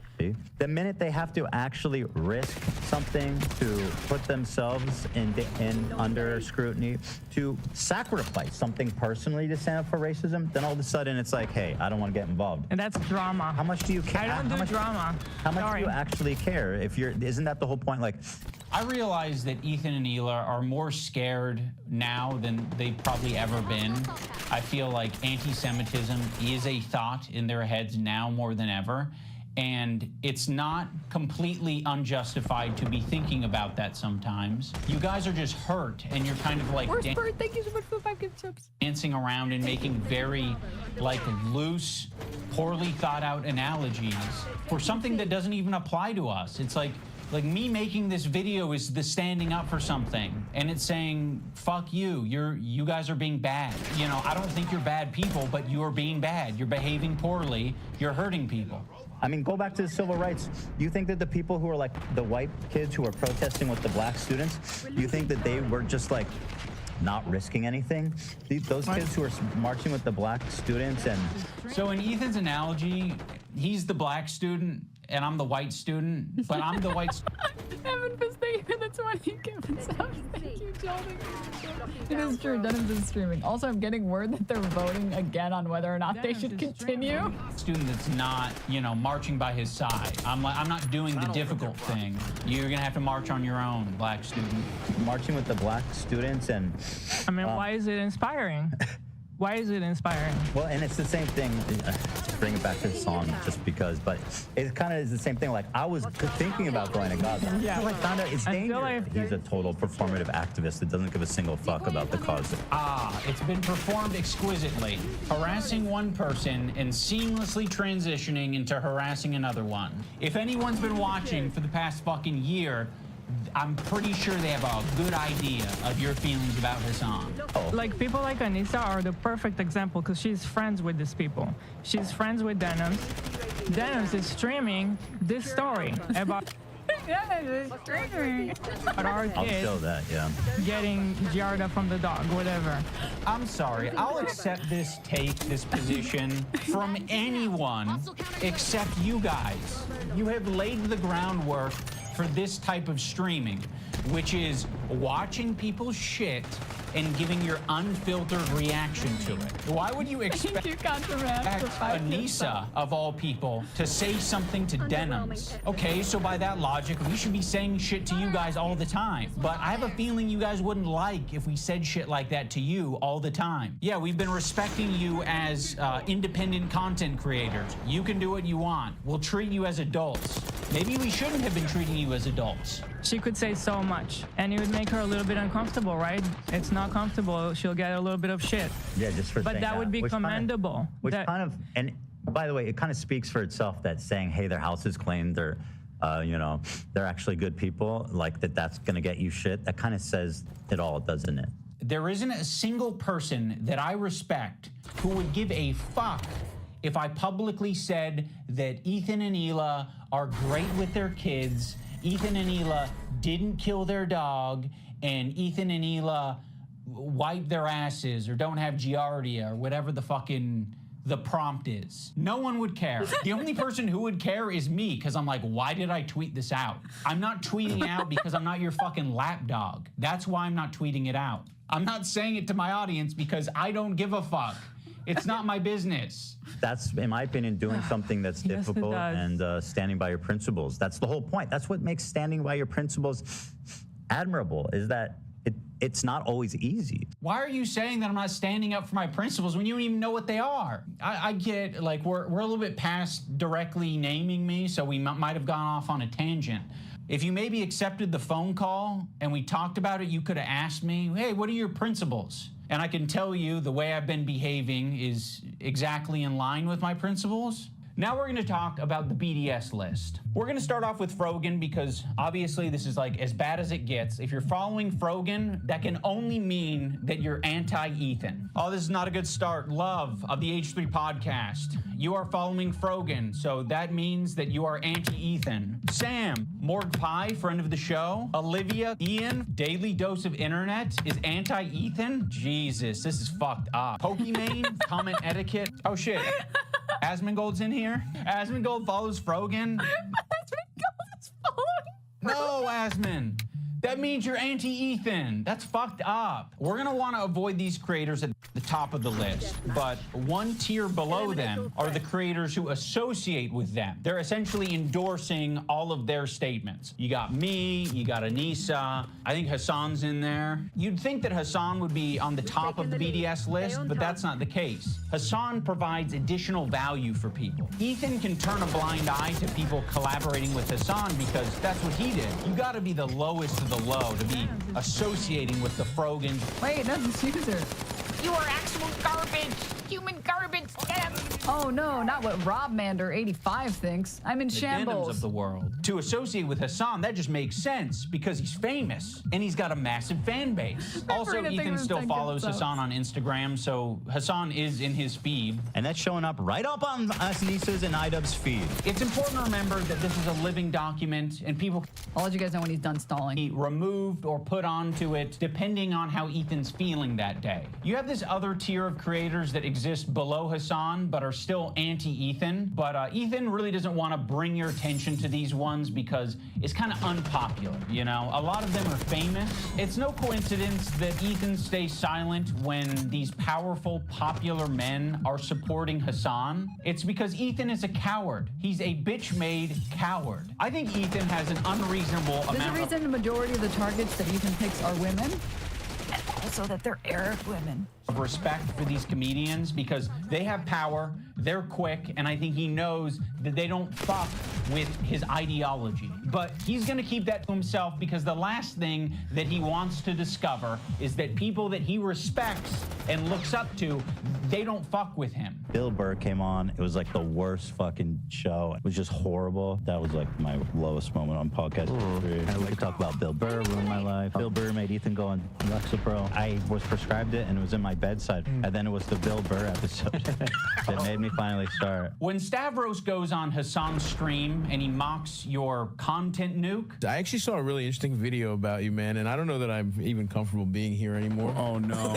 It really kind of shed light on you in a way. Yeah. You kind of like have leftist politics and stuff like that. And I actually feel betrayed. Yeah. And so I'm actually just here to let you know this is the last time I'm ever coming. You don't fire back because you're coping.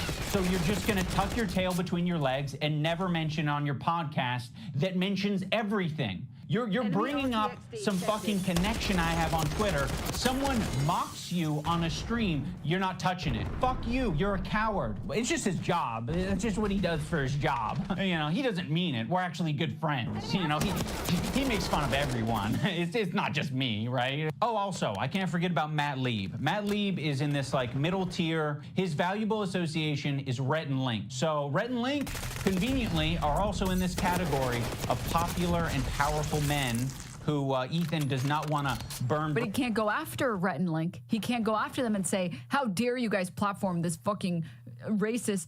And in Ethan Klein's own words, he described Matt Lieb as a token Jew. In Ethan Klein's own words. I need it to be very clear that that's what Ethan Klein called Matt Lieb.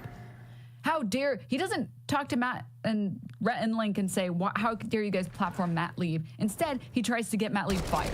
Bridges with. Although he's sniffing around. This guy, Matt Lieb, he works for Good Mythical Morning. Of all people, this guy, Matt Lieb, who apparently is a producer for Good Mythical Morning. This guy works for Good Mythical Morning, acting like he's wholesome, and he's bringing on somebody that wants to kill my wife, or in a video game. And I think he should be fired, frankly.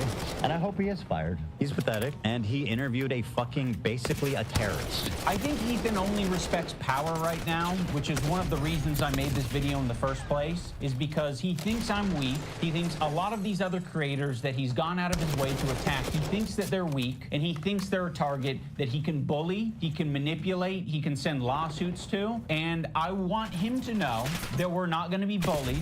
You're being a piece of shit, and we're going to call you out. So here's the button. You've got a video, and you've got an audio. We're hitting both. I don't want to get there. Yes. These are only the button presses that he kept the section where he pressed the button in. There's no point. Let's leave. Yeah, there's no need. Yeah. I don't want to. How pathetic are you? Don't worry if I don't have it all now. I don't like pedophile, like the Eye of Sauron. I see you. I see you out there, you fucking cockroach. You'll be living with your parents for a lot longer. Yes. What is the button? The button is the thing he presses when he accidentally says something that's not good. Yeah, I don't think it was that was fine. big a deal. Of all the things, it always surprises me what you think crosses. Well, I looked at Olivia and she's like, yes, do it. Now let's talk about the button. Ethan got this button, or kill switch, as a response to the controversy with Cutie Cinderella. He was not able to control himself in that moment, and instead of figuring out how he can change his behavior, he spent $20,000. Dan and Hila were like, we would kill button that right now if we could. I can't change who I am. I know. That's why the kill button is on its way. That's it. See, exactly. He uses the button for everything. If his jokes don't land, he's hitting the button. It was being presented as if the Jordan crying thing. I hit the button. Why? I don't think I needed to, but you guys were giving me crickets, so I panicked. If he's insecure about getting something wrong, he's hitting the button. But okay. What on this frame could Ethan have responded to? Perhaps the country flag that he got wrong, maybe. I don't know. If he goes on a problematic tirade, he's hitting the button. Before, look how sad. Yeah, it's not just that. Like their eyes are like big. I think you guys are wrong on this one. I think you guys are all wrong on this one. I don't think he's unique in hitting the button. I think if all of us had buttons, we'd hit the button all the time. But if you don't have it, you operate differently. you think about what you're saying. You maybe plan for your show a little bit more. You maybe say, I'm not going to have my podcast be an emotional dumping ground for today. You instead say, ooh, it's important that we stay on topic. Also, the H3 community and Ethan himself use the phrase goblin mode all the time to excuse a lot of his shitty behavior or make it seem less bad. I've been diagnosed with goblin mode, actually. By claiming that what happens is he just gets into this like uncontrolled state he refers to as goblin. Goblin mode? Is that what you're calling Tourette's now? To all victims of goblin mode, I would like to issue an apology. Well, you got goblin mode today. You're Mostly because this section is on iDubbbz's conversation about the button, which is really funny. I can't wait for him to get to the button section. Look how many times you paused. I'm trying, bro. And I don't think there's no room for using the term goblin mode. I like the idea that you're defending yourself and the little guy by going goblin mode when a big corporation or a big entity is trying to attack you. Like, if you fuck me over, if you steal money from me, if you patronize me, if you do any of this shit like you're trying to do to me, to treat me like a fucking idiot, I'm crazy, dude. I've gone fucking goblin mode over way less. But you not thinking about what you're saying, not, reflecting on your behavior, not changing your behavior, that's not goblin mode. That's being a child. Let's talk about the crew. I think the crew has been put in the worst working environment that you possibly can be for a fucking podcast. Just let it be known that after AB spoke and got button pressed, he has not said a single word since the button press. Every crew in this fucking show, and and Ethan has only made it like fucking 5, maybe 10 minutes into the video. Member has it bad. To be around Ethan, period, would be a nightmare right now. I'm standing by every fucking syllable of that, okay? What she did was abhorrent. And by the way, just don't. Listen, your critique of her is correct. It's just, people are sensitive about women being called that word. And so... Like, how pathetic are you? You know what I mean? Well, I'm not assuming his pronouns. And fuck I don't even know if I ever saw the button press about me. These people. Go ahead. No, and I'm not yelling at you. I'm just... Kelly is a black woman, right? Yes. Maziel is a Korean. Oh, Dan, come on. You're being such a buzzkill. Yeah, I didn't know Korean. I asked if Koreans are. God. Dan's in the bathroom. Let's just not do this right now. I asked if Korean people are POCs. The one time the button didn't work and we listened to how he spoke to AB without thinking that the internet was going to hear it, it was rude, it was nasty, and it didn't have this caveat of like, I'm not mad at you. It was anger, and it was uncalled for. They get access to cover most of it. You're doing it. What are you doing? So awkward and terrible. I'm sorry, I'm not. Just like, this is what I'm talking about when it's always like. We need to get home for our kids. It's like, bro. Oh, no, I didn't want to finish it right now. I'm about finishing Wednesday. On Friday, maybe. Is it? You guys, like... All right, I'm taking my hand off the... What?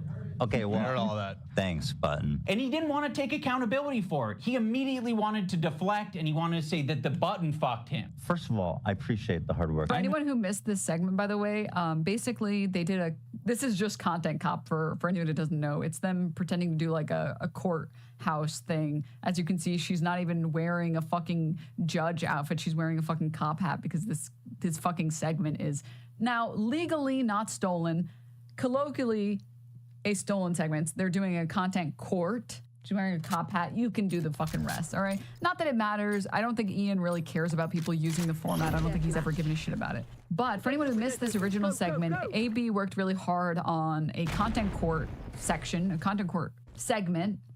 He spent a lot of time putting it together. And they were like, yeah, dude, we're not gonna be able to finish. And he's like, oh man, maybe we could finish it on like Wednesday or something. And then they pressed the button, but he didn't actually press the button. He forgot to press the audio one.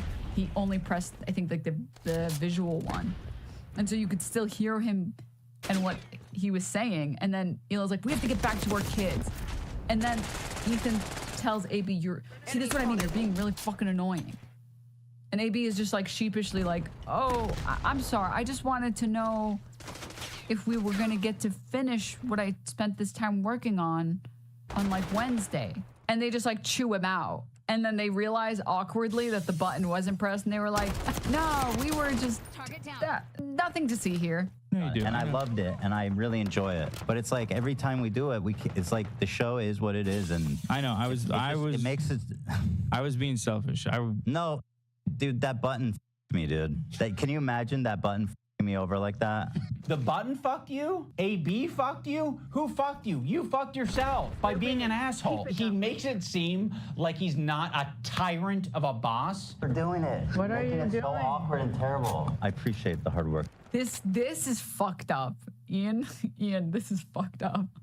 Switching between off-air of a boss. We're doing it. This is what Ethan has to say about AB off-air. What are you doing? So awkward and terrible. I appreciate And then on-air.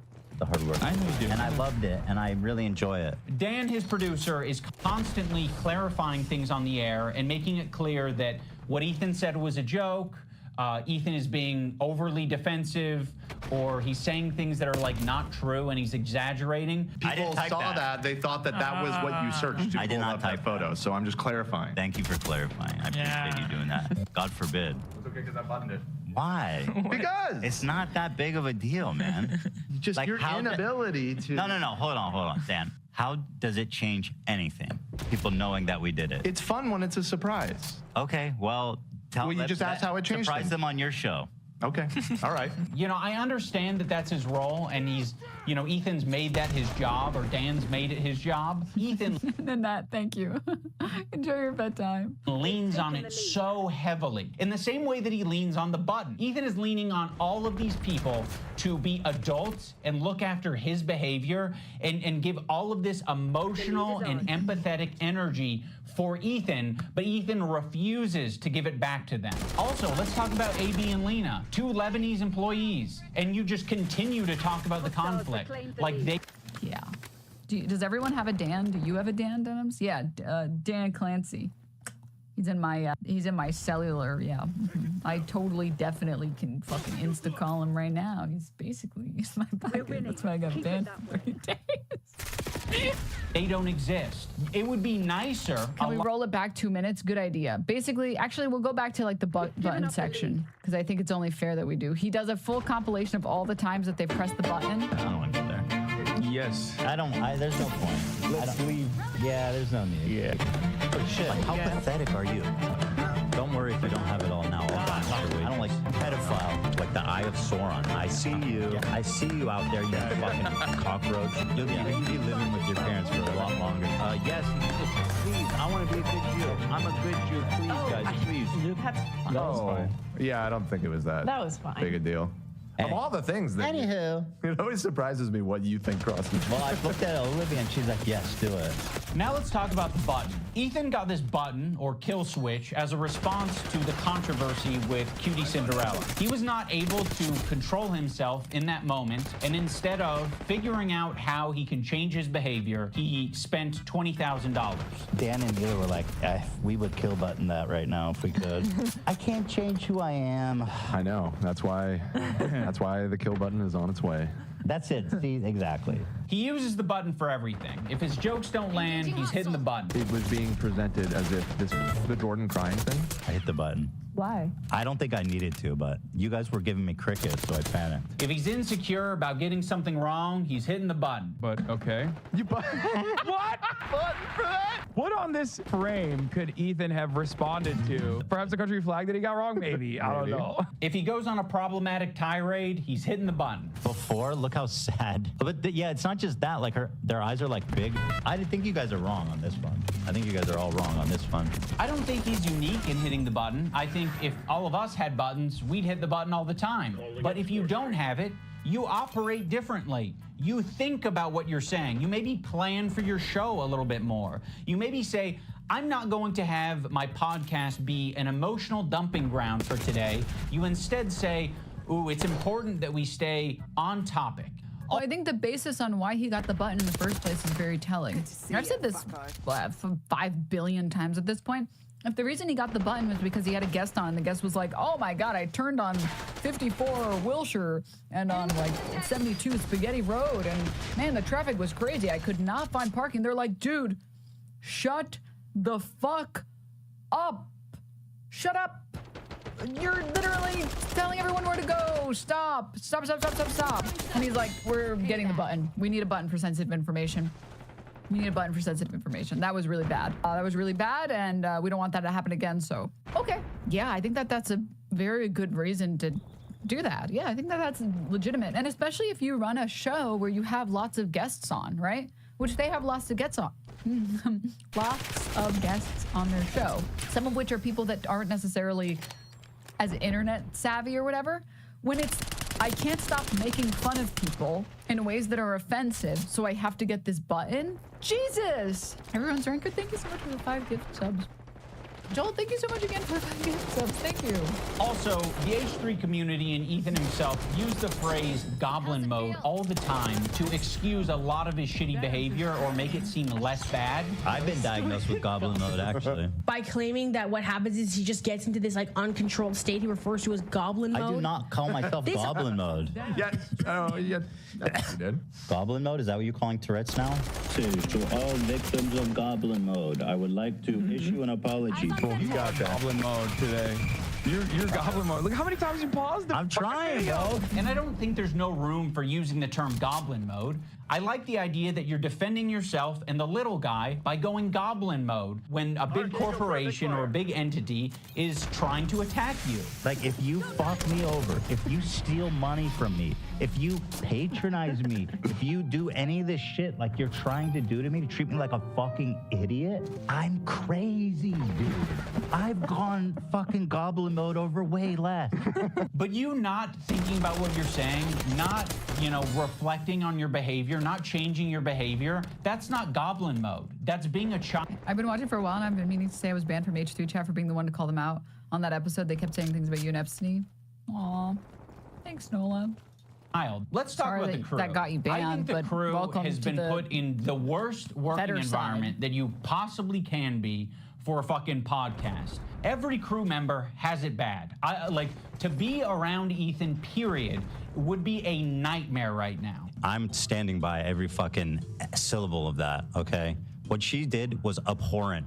And by the way, just don't. Listen, your critique of her is correct. It's just, you know, people are sensitive about women being called that word. And so, like, how pathetic are you?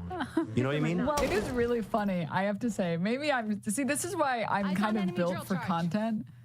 When I see this shit, I think it's funny. Like, I'm not offended by it. I think it's funny. Like, that I could make Ethan Klein, one of the most famous YouTubers of, like, all time, that I can make that guy so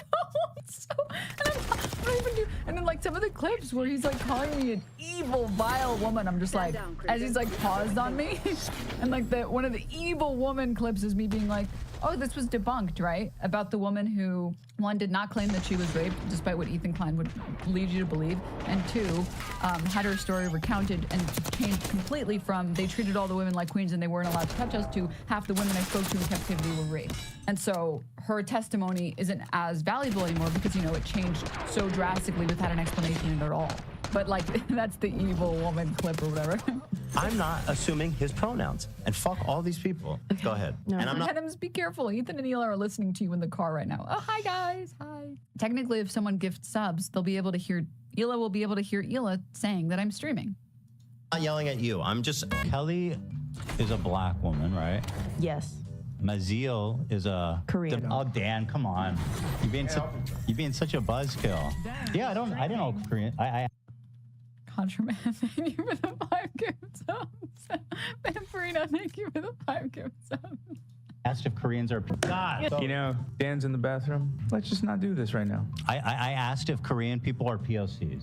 The one time the button didn't work and we listened to how he spoke to AB without thinking that the internet was going to hear it, it was rude, it was nasty, and it didn't have this caveat of like, I'm not mad at you. It was anger, and it was uncalled for. Use, they get access to cover most of it. You're doing it. What are you doing? It's so awkward and terrible. I'm sorry, I'm not. Just like, this is what I'm talking about when it's always like. We need to get home for our kids. It's like, bro. Oh, no, I didn't want to finish it right now. I'm about finishing Wednesday. On Friday, maybe.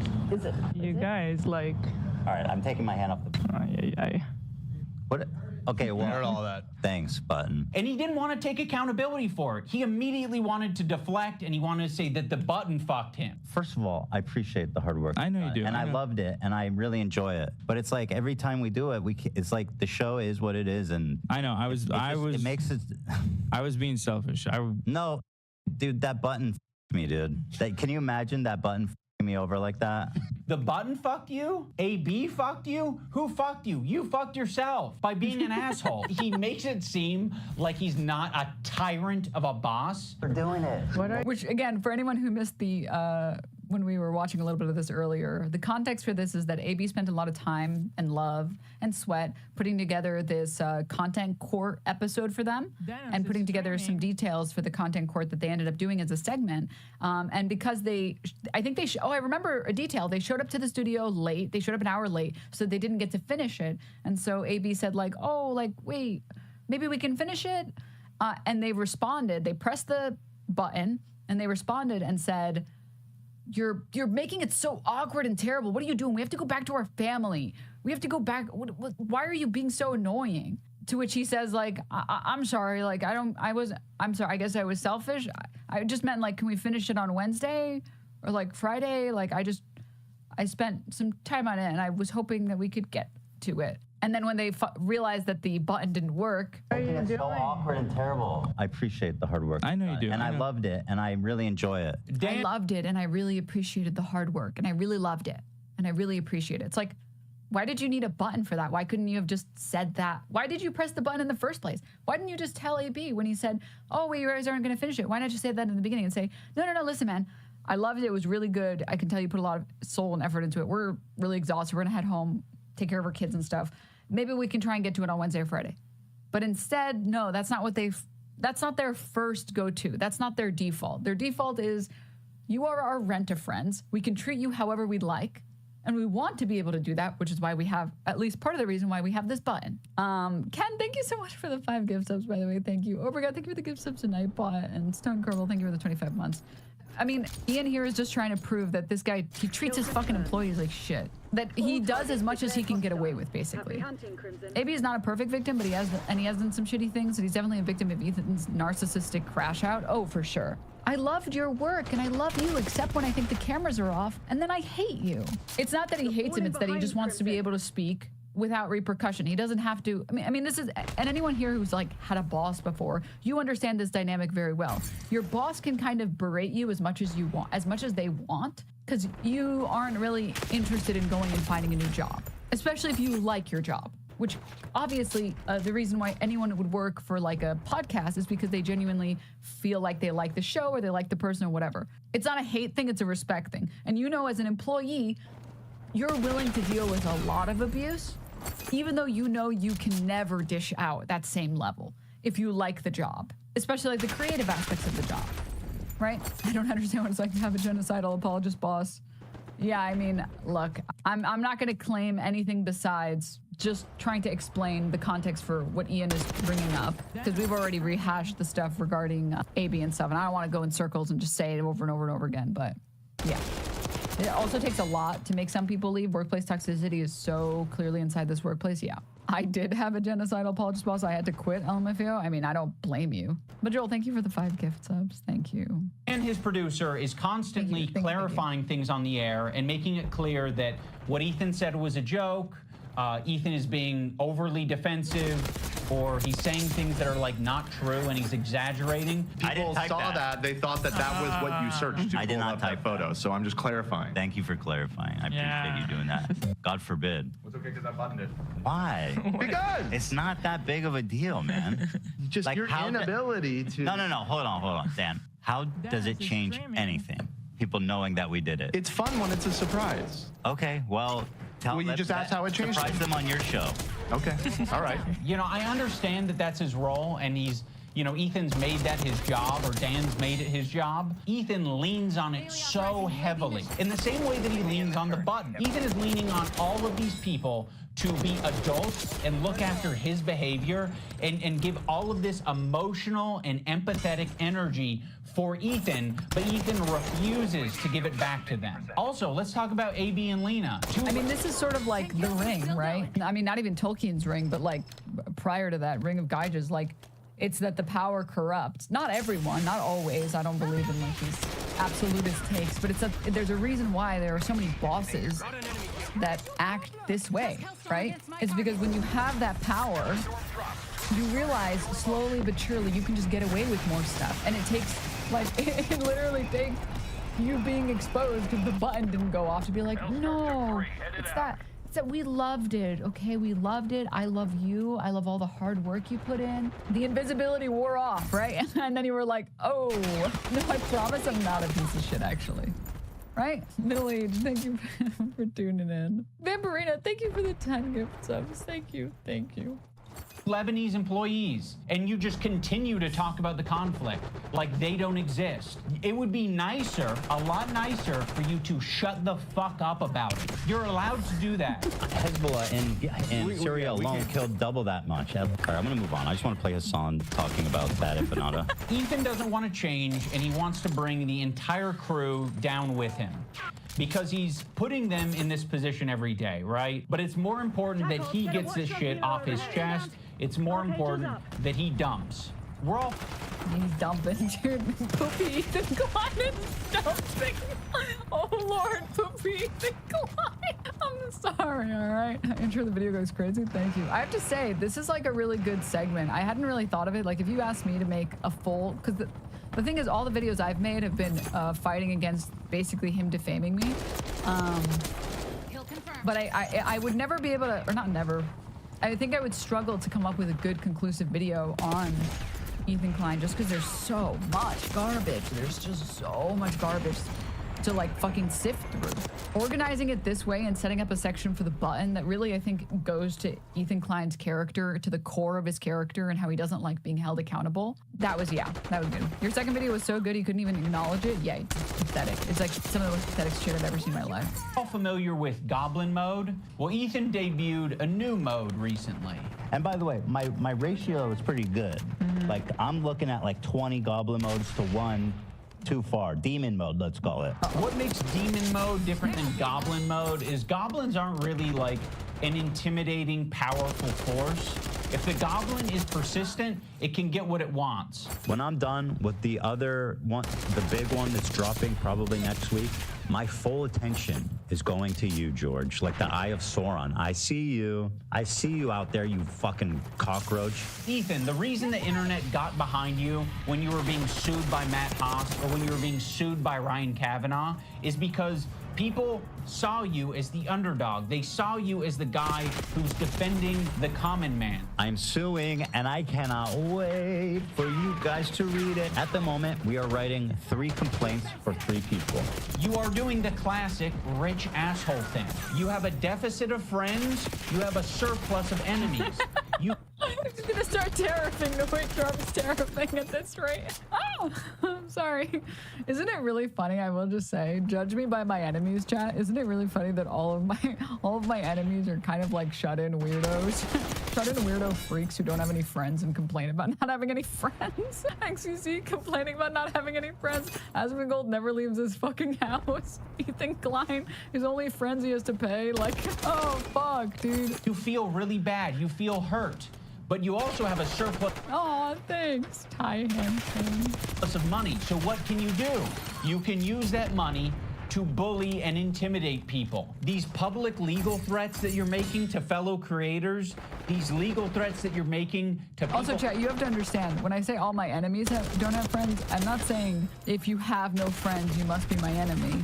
If you have that much money, and you still haven't managed to make any genuine friends? Because here's the thing, when you work the fucking wagey, cagey job and you show up for your 9 to 5 or your hours or even worse, God forbid, and you have so little emotional energy after work and going outside is expensive and even, again, just like finding the energy. That's not even counting commute and then having to do your fucking laundry and your dishes, fucking Sisyphus boulder that needs to be pushed up every goddamn day. It's very hard to find the time to expend to going out and making friends and meeting new people and everything like that, right? So like, it's more so that you have all this money and you have all this fame, and so many people, so many fellow creators know who you are, and you cannot manage to keep any of these people as genuine friends. Like, their problem is not that they can't make any friends. Their problem is that they can't keep any friends. Okay? These are two very different problems. Very different problems. I don't judge people for not making friends. There's a lot of reasons you could not make friends. Like, people, I've known people who've had to take care of their family members that are ill, and like, between that and doing a job, they have no time. They literally don't have time. All of their free time is spent having to take care for like loved ones. If you have no friends because all your friends eventually start to hate you, there's a problem. Now you're a problem. Now you are the problem. This is a very different situation. Okay, moving on. Underlock, thank you for the prime. Thank you, Autumn. Oh, sorry, Otter and Ashy Firefly. Thank you for the prime. On Reddit, on Twitter, you're like, I'm hurt. These people are hurting me. Someone made a missing poster of me. Okay, that's fucked up. That's really fucked up. It's funny. It is funny, but it's fucked up and it's not cool, and I'm gonna stop laughing about it. The thing is, I think it's funny because it's not a joke at AB's expense. It's more of a joke at Ethan Klein's expense that he can't manage to take any criticism from anyone without disappearing them. What do I do to stop it? There's nothing I can do to stop it. I'm powerless. No, you have a ton of power. You have a ton of options. You have a ton of choice. That's exactly what you get for being filthy rich, is you can do all of these things. I've never want to sue someone for defamation, but like at what point do you kind of fucking have to? I mean, this is like basically someone calling you a pedophile. Be like, yeah, you know, Ethan's a pedophile. Dan Clancy or whatever, like the CEO of Twitch, and being pedophile. Dan KKK Clancy has a similar view of Hitler because Dan Clancy, the Nazi, fucking anti-Semite. There are certain things you can accuse people of that rise above to make it like actionable, which is like wrongfully accusing someone of being a pedophile, a sex criminal, a murderer, shit like that. Dan Clancy now, in other words, he is a pedophile. Dude, if Dan wasn't CEO of Twitch and he had to like uphold Twitch's image or whatever, if I was Dan and I wasn't the CEO of Twitch, I'd be suing this guy's ass for fucking... This is defamation per se, by the way, for people who don't know the distinction between defamation and defamation per se. One of them is like, it is wrong in and of itself that you do not have to prove damages. And defamation would be, you would still have to prove damages and jump through all these other loopholes and stuff. Defamation per se might include things like crimes or... I don't know, being a pedophile. Not that he's making a joke, but he's saying he is a pedophile. That's like defamation per se. Like you're allowed to sue someone just for having said that about you because it's so extreme and you're saying it as such a fact. How did it feel to lie to chat and pretend you didn't know? It was hard. Oh my God, I wanted to tell you guys so bad. What? You have so much less to go off of saying that than anybody has about based Dream. on his looks. Just based on his Well, at least you're self-aware. That's 100% a joke. I have no evidence to conclude that he is. One of the more notable legal threats that Ethan has sent out recently is against Noah Sampson. I have nothing but vibes to gain, and potentially your money as well. Don't worry if you don't have it all now. I'll garnish your wages. Haircut, no. You're going to be living with your parents for a lot longer, buddy. 26, you know what I mean? Try 46. Noah made a video that was critical of Ethan and other content creators when they're talking about Israel and Palestine. I mean, the way he's talking about Noah on his podcast is so fucking creepy and weird. Is this a new thing? This is a new thing. Mayor Cat, you are not Shredder. You are not allowed to eat as much people food as you want. No, this is my chicken soup. I don't know what's in here. I don't even want the rest of it, but I don't know what's in here, so you can't have any. This happened during the show. Upon initial examination, it seems to check out, and it's not great for young Noah. Can I say that? Don't say it yet. I'll say it. So he's a rape. So of course his standard. I don't know what he's accused of, so I'm not actually going to say. But Ethan brought on a former partner of Noah to basically just shit talk him and say that he's a bad partner. But that's all that Ethan was able to extract out of it. You are not accusing him of committing any crimes or doing R-word or anything like that. The accusation is that he's a sleaze.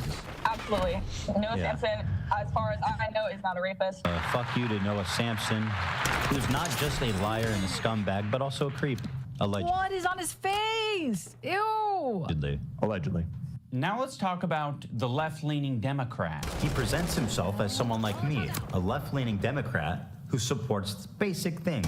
The thing that made me start to question Ethan's intentions is that when he was suggested to talk to Sam Cedar, a fellow progressive, a guy that Ethan respects and looks up to. He works with Sam Cedar at the Majority Report. I respect him and what they do there. He kept saying that it was racist or anti-Semitic to suggest that he talked to someone who's within the same ethnic group as him. That's why I said yesterday, like, I urge Ethan to talk to Sam Cedar. There are very thoughtful, very kind anti-Zionist Jews out there that he could talk to. I don't think that I will be able to reach him. What's the insinuation that I only listen to other Jewish people? You need to talk to my pre-approved list of Jews that like agree with me on everything. You know, it does. The problem is that anytime anyone says an opinion about Israel, Palestine, and they're not Jewish, you immediately say, well, I'm Jewish and I've been to Israel and my wife is Israeli, so you don't know what the fuck you're talking about. It is only then the natural conclusion that someone would say, okay, dude, fucking this guy. Here, maybe you guys can hash out your differences. Also, like, Sam just happens to be Jewish. No one's suggesting him necessarily because he's Jewish. If they were, that would be valid because Ethan Klein immediately dismisses anyone who talks about Israel-Palestine if they're not Jewish. But people are also not recommending him because he's Jewish. They're recommending him because he happens to be very knowledgeable on this topic, because he can actually argue and explain why he believes the things that he believes. He's also, in general, I think, like, very convincing, and he's not very aggressive. I mean, even on the Jubilee episode, he will push people and he won't, like, let you just say nonsense, but he's still very understanding and he'll meet you where you're at. Which is why that's the reason people recommend Sam Cedar. Like, I don't know, it seems obvious, but obviously Ethan Klein has to obfuscate. Doesn't matter if they're Jewish, dude. Doesn't matter. I mean, Sam Cedar was there. Sam Cedar was there to ambush. No, America, no. He was there to ambush Steven Crowder. Why? Because he's very good at, I don't even want to call it debating, because it's not debating. He doesn't go in to win a conversation by deploying X, Y, or Z strategy. He just is very good at explaining topics and is very informed on the topics that he talks about. They're fucking Jewish. I think most Jews. I don't think Jews at large view it. I don't think that is the. In what position are you to even say that? It is not motivated by myself. It's motivated by Jews against anti-Zionist Jews. Seriously, how can you speak for my entire ethnic group? I find that really interesting. Ethan, I don't know what to fucking tell you. This is like step one of having a leftist ideology, is recognizing our race, religion, nationality, all this shit, all shape our experiences as people. That's the reason why it'd be better served to have this conversation. Whoever clipped this, I didn't even see Meerkat do this. What the hell? I didn't even see this happen. I'm just fucking rambling like some dumb hoe. I didn't even see that happen. Meerkat's like, food? Sniff, sniff. All right. Not with myself, but with an anti-Zionist Jewish person. Why does it matter if they're Jewish? Because I'm not Jewish, and you've said in this conversation that, like, how can you tell me how to feel about the situation? Yeah, but how is one person a representative of Jews at large? I'm just telling you how Jewish people around the world interpret that phrase. So yes, Ethan, on occasion you might be suggested to talk to someone who has some crossover with you. It doesn't have to be your ethnicity. It could possibly be someone who shares progressive ideology with you. It could possibly be someone who is of your same gender. I think Ethan understands this concept very well. He listened to these women on his show when they told him that he shouldn't be calling women bitches. This bitch is intolerable. You are such a nasty fucking bitch. I don't know if you can call her a bitch, though. She is a bitch. She's a fucking bitch. Okay, You're right. I call her a see you next Tuesday. Listen, you have. I'm curious, what do Lena and Sam think about it? I wouldn't be okay with that. Yeah. Yeah. Yeah. I feel like that it's for the girlies, Ethan. But I So agree. you guys all seem to be in consensus that it's in poor form. I think to respect the women. Can Ethan ever say bitch towards a woman? 66% said yes. Here in the room, I'm going to have to pass on saying that. The infantilization. I like, it's like every single woman in the studio, oh, you shouldn't say that. Like, you should be able to insult her without calling her a bitch, without using these misogynistic terms. Like, you don't have to say that. Polls chat. Well, I don't know. I don't know. And like, I think a big part of it for Ethan is that he's just into, he's just in denial that like people stopped enjoying him because he has become a more hateful, spiteful person. But this is a big reason why people stop being H3 fans. The clip of Ethan deciding not to use the word bitch from all those years ago is what made me entirely stand up to, is what made me literally stand up to my abusive ex and tell him to stop saying it to me. When Ethan went back on it, it was so upsetting. You should see how far he's regressed. I personally never regained any appreciation I had of him from then, but he should know how disappointing he has been. And be sure, he absolutely treats women he targets very differently. The way he treated Frogan and later Dunn was unforgivable. I mean, like, a big part of it. Oh my God, wait, is this actually the real Barbie agitprop in chat? I love your page. I'm actually a huge Barbie fan. Like you, as in the person who runs the... Oh, I just tried to... Why did it not let me... Wait, I can just VIP you by clicking on your name. All right, sorry.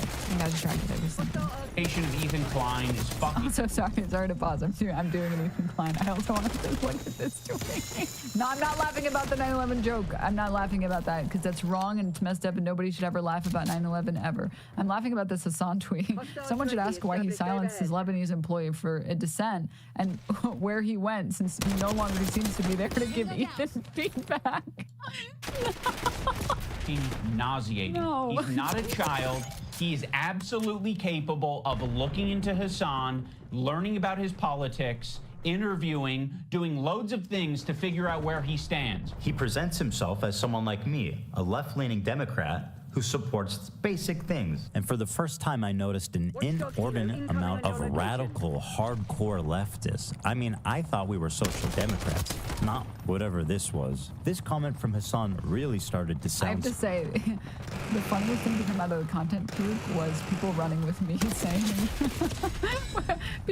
people running with me saying, oh, he's just going to baby. He was just groomed at the ripe age of 40 years old. How is he supposed to know? Oh God. Did you know he did 3 takes of him saying inordinate? Shut the fuck up. Stop. You're spreading fake news. That's no. I refuse to believe. Stop.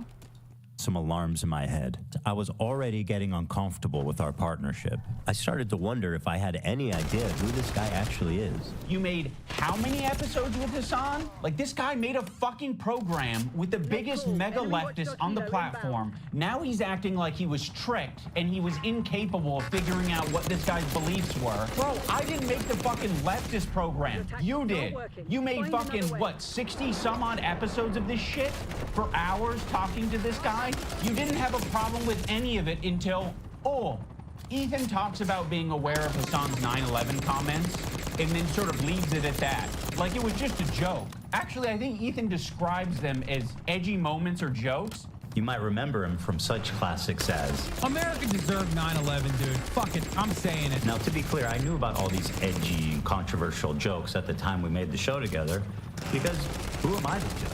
No, Ethan, those aren't jokes, right? When someone makes a controversial statement like that, that's not them trying to be funny. I can understand why you would conflate the two. That is someone who is extremely frustrated and passionate about a particular topic. In this case, American imperialism and terrorism. You could have looked into that. You could have talked to Hassan a little bit more and found out what his international politics opinions are, but you wouldn't even need to do that. You can... Why are we streaming on an off day? Not that I'm complaining, because I really was excited to watch this video live with you guys when it dropped. That's the truth. Joel, thank you so much for the 3 gift subs, or 4. Thank you so much. Thank you. Look at it online. You're not a victim. You weren't tricked. You made 60 some odd episodes. If you didn't want to go down this route, you shouldn't have done it. But that was your fucking choice. You did it. You are an adult. When Ethan and Hila are watching Matt Lieb saying that one state doesn't represent all Jews, they cannot wrap their heads around the idea. No single person represents all Jews. I'm just telling you how Jewish people around the world interpret that phrase.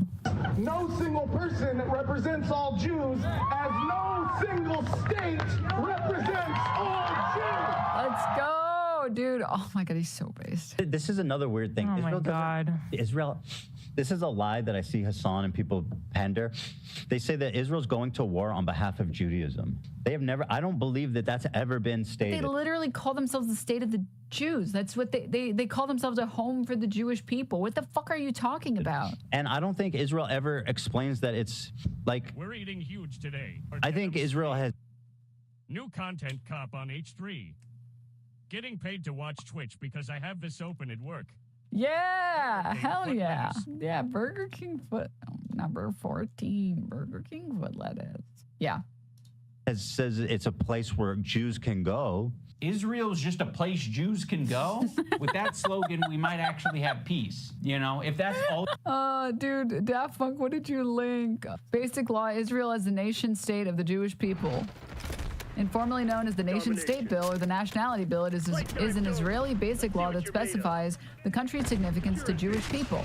No, it's just a place where Jewish people can go. You know, like Applebee's or Disneyland. It's just a place where Jews can go. Like what is this? What the fuck is this? All you're defining Israel as is a place Jews can go. Like, sure, it sounds like America to me. Like, Today I learned my house is Israel by that definition. Yeah, fucking true, dude. All of our homes are Israel, if you can believe it. All right. I don't think that Israel said they represent all Jews. I don't think that's a stance. We're like, hey, displacing Palestinians is all Jewish people. Ethan is being so disingenuous here to suggest that he doesn't understand what Matt Lieb is saying. Like, he's making a semantic argument. Like, I don't think Israel has said that it represents every last Jew on the planet. I don't think Israel has claimed that. They're not going to say that their most genocidal behavior represents anything to do with them, okay? But what they are going to do is they're going to inexplicably link... Guys, I was making jokes about Hassan Piker, Hamas Piker, being George Soros in these people's eyes, and it's being posted in their subreddit. Oh, welcome, Lolo. Pretty sure Hassan commissioned the content cop on H3H3 Productions. One of the comments says, I think he was paid by Hassan to make the video. Hassan is too dumb to put together a full response to Ethan, and iDubbbz needed a paycheck. Simple as that. It was me who paid Ian, actually. It was me who paid Ian. I paid him $1 billion trillion to make the video. Israel and Jewishness together, so when they're being criticized, I am Spartacus. All of a sudden, they have the perfect defense. Oh, another thing I need to mention. There was a tier list. It was called the Who Can Say Habibi tier list. It was presented at TwitchCon as like a panel that was just meant to be lighthearted and fun. And Ethan Klein saw that, and he decided that it was anti-Semitic. Tier list, and we're going to need your help to discuss and figure out who can say Habibi and who can't. And also, we have tiers. We have Arab coded. They ask permission to say Habibi. You know, like you got like a white guy's like, can I say it? Is it a slur? And then Love Sabra, which is they're not Arab coded at all. Now, when I first saw this tier list, I immediately knew what it was doing. I was like, oh, it's a play on the who has the N-word pass and who doesn't tier list. Granted, Habibi is very different than the N-word, but it is a cultural word amongst Arabic-speaking people. Habibi originates from Arabic. It literally translates to my love or beloved. It's a widely used term of endearment, often used with friends, family, and even romantic contexts. It can also be used more informally as like a substitute for bro, friend, or honey. You can use it for anyone that you are close to or even that you want to be close to. It's just a nice term. Anyone can use it, and I implore you all to use it. People and Muslim people. Like that is a word that's used. Habibi, it means my love. Yeah, it's closer to who's invited to the cookout. Yeah. And then it's like on the bottom, it's like, what is the most disgusting white people food? What's something white people enjoy as a meal that I think most people agree is like, oh, it's like when white people put raisins in everything. Where they like make potato salad and they're like raisins. They make casserole, they're like, you know what, let's put some raisins in there. They make egg salad, they're like raisins. Let's put some, that one. So on the bottom, instead of Love Sabra, it'd be like, you know, puts raisins in everything.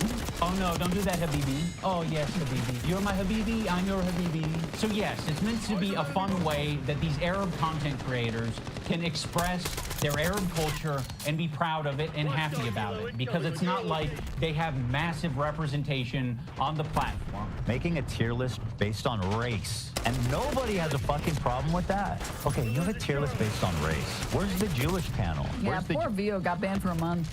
And they were just being an egg. Jewish panel, where at the top it says Jewish. It's a tier list based on Arab to Jew. He's Arab, which is good. That's the best thing you can be on this. That's the best. This is racist. I will say that conveying information through a tier list is not the most effective thing, but Ethan should understand this principle. He did a white slurs tier list with Hassan. Cracker. I mean, you know what my take is. We can't put this as an F. Cracker. I mean, that's got to be at least a D, right? Pale face motherfucker. Pale face. I mean, literally again. didn't even know about this. And I think that's an F. Hog. So Hog is my favorite. I use it all the time. Him and Hassan feel as though they're white didn't guys, even know about that. so they felt very comfortable talking about white slurs on their tier list. I think I'm more white than you. Also, Grandma, hey, thank you for the 30 months. Thank you. Also, according to Ethan, Denims is Jewish, apparently. I guess I'm Jewish. Mike is Jewish. I think they put Sneeko in the bottom tier. I guess Sneeko is also Jewish. I don't think he knows about that. What do you think? I think I'm white. Like, I'm super white. Can you understand why Arabs might feel comfortable talking about Arab shit on their tier list, Ethan? You're the white guy. You think you're more white than Hassan. I think I'm more white than you. So, yeah, the white guy can say all the things that he wants, like cracker, but the Arabs can't have their tier list. I would put him also in Arab. I know Turkish people are different. Notice how they dropped the premise almost immediately that it's about who can say Habibi. And then it's like Hassan, okay, actually he's Arab. We fucking love him. He's dope. He's Arab. Habibi is an Arab. I suggested we put Nick Merckx in Arab. Your race and ethnicity has nothing to do with the category that we put you in, which is why we put people in a bunch of... We put Pokimane, an Arab woman. She's Moroccan, okay? Pretty sure she's 100% Moroccan, and we put her in asks permission to say Habibi. She speaks Arabic. She's Arab. Like, your race didn't matter, like, at all for that code. Or like for the tier list, excuse me. Arabic word. That is an Arabic word, Ethan. Funny about this whole thing is that they say Habibi in Israel. Again, people underestimate just how like mixed Israeli culture is. Like, we say Habibi in Israel. Yes, Ethan. Another piece of evidence as to why it isn't anti-Semitic. This is racist.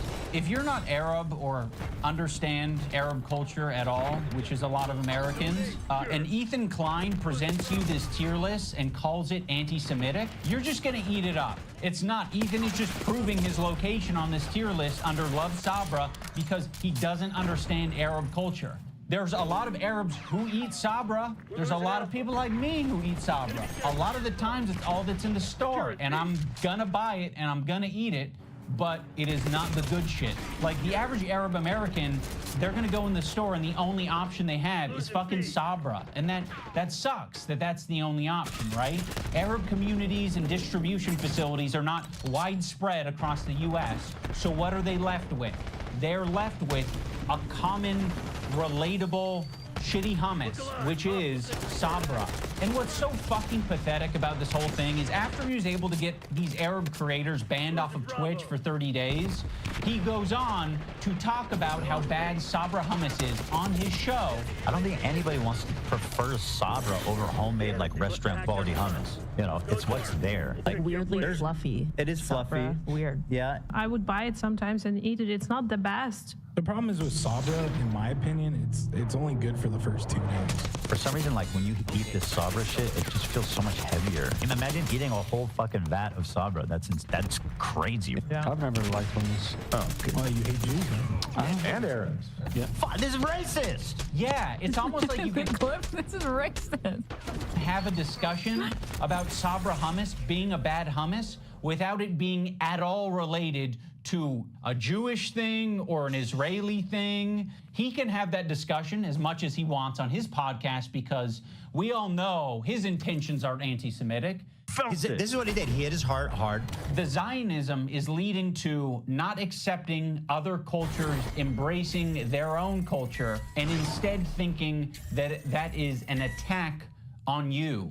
There's this incident on the podcast where they were reacting to Cutie Cinderella, and Ethan was laughing during it. So that ended up being a pretty important wake-up call for Ethan. He made an apology video directed at Cutie Cinderella, and it was graded by a professional psychologist, Dr. Kirk Honda of Psychology in Seattle, and Ethan got an A+ rating. In terms of a public apology, this is A+. Ethan won't stop talking about his A+ rating. You know, he rated my apology to Cutie Cinderella a perfect score. A perfect I'm gonna be honest, I didn't even know about this apology rating.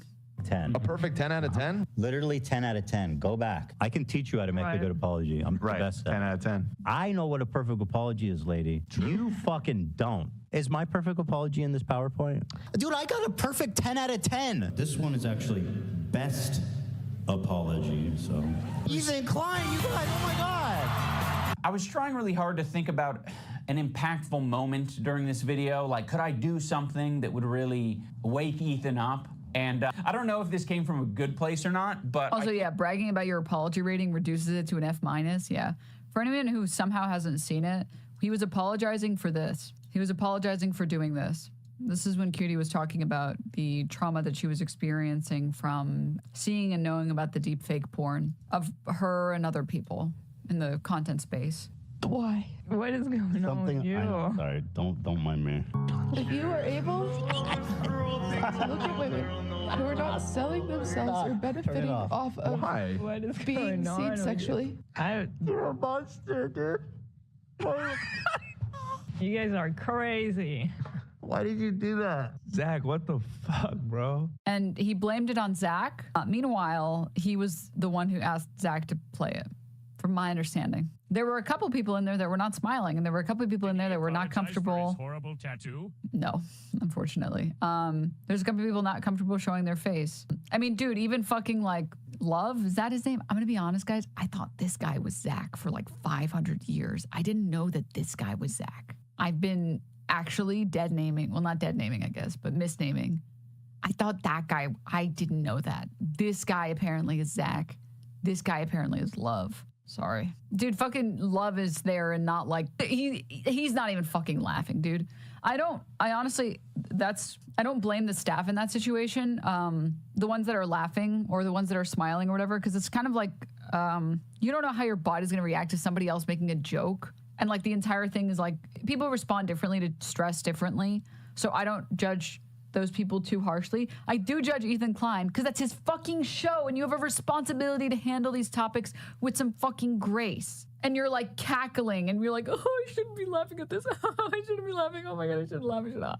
And you were the one that wanted to fucking play that song over it. Came up with the idea of getting Ethan's grade changed from an A to a B at least. So I went to visit psychology in Seattle. I'm not confident that Kirk will change his grade, but it's worth trying. And, you know, we might learn a thing or two. Xander! Probably get pretty low marks. Unlike me, perfect score, 10. I said, hey, Lud, no big drama. Why are you such a spineless coward of a person now that you've inserted yourself and your girlfriend into this conversation? Okay, iDubbbz, I hear you. He didn't even read out the rest of it. And hold the phone. How sincere is Ludwig and Cutie's criticism of me if they still stream with the dude that literally paid for and jerked off to AI point of Cutie? Why should I feel bad about this when, again, he's forgiven, but I'm not? I don't know, because Atrioc, the person who caused all of this entire news cycle to explode the way that it did, he took months off of stream. He took over $100,000 of personal finances and spent tens of hours every single week working with people to take down all of this shit, to try and take down as much of it as he could.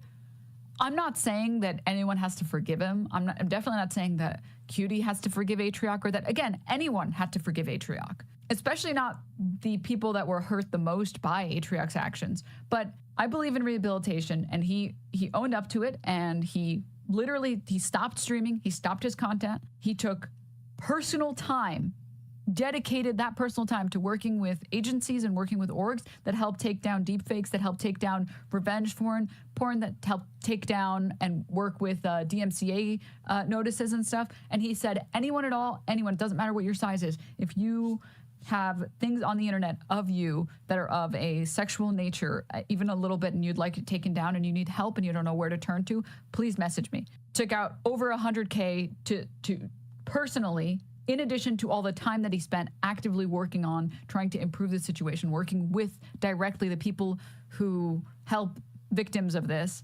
Like, what more can you ask for? He didn't get on and apologize and say, oh, I'm sorry, geez, okay? He spent months of his time and his money to try and right the wrong. And I'm pro-rehabilitation. I think that's more than I think most people can ask for. Yeah, actions speak louder than words, and he tried to engage in actions there, right? The other thing as well is that, like, there was no intention on his part to cause harm.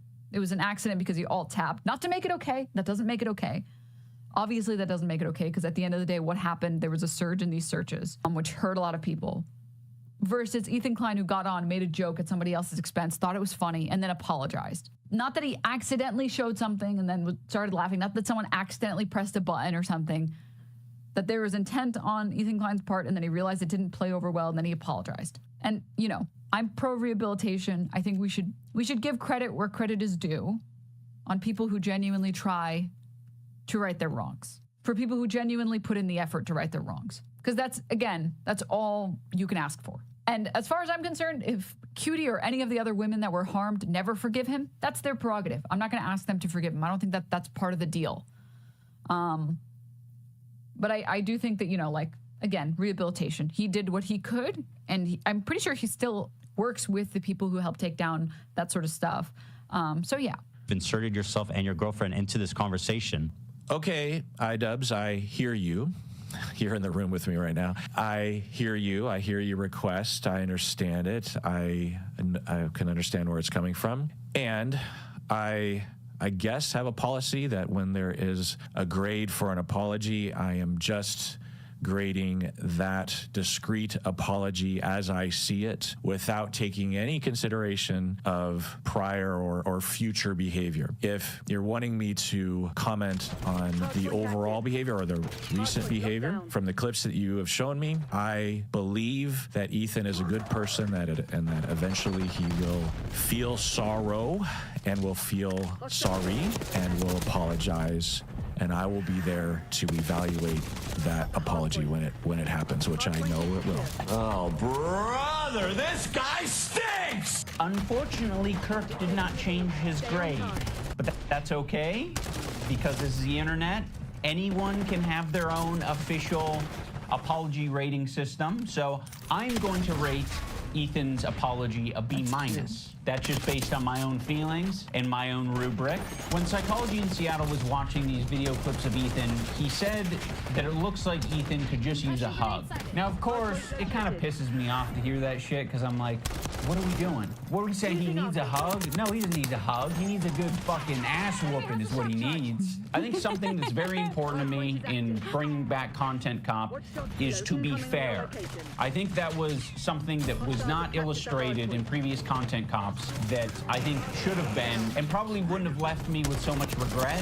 Ethan deserves all of the criticism that he's getting. I think it's very valid. But I also think at the end of the day, we should acknowledge that he's human because he is human.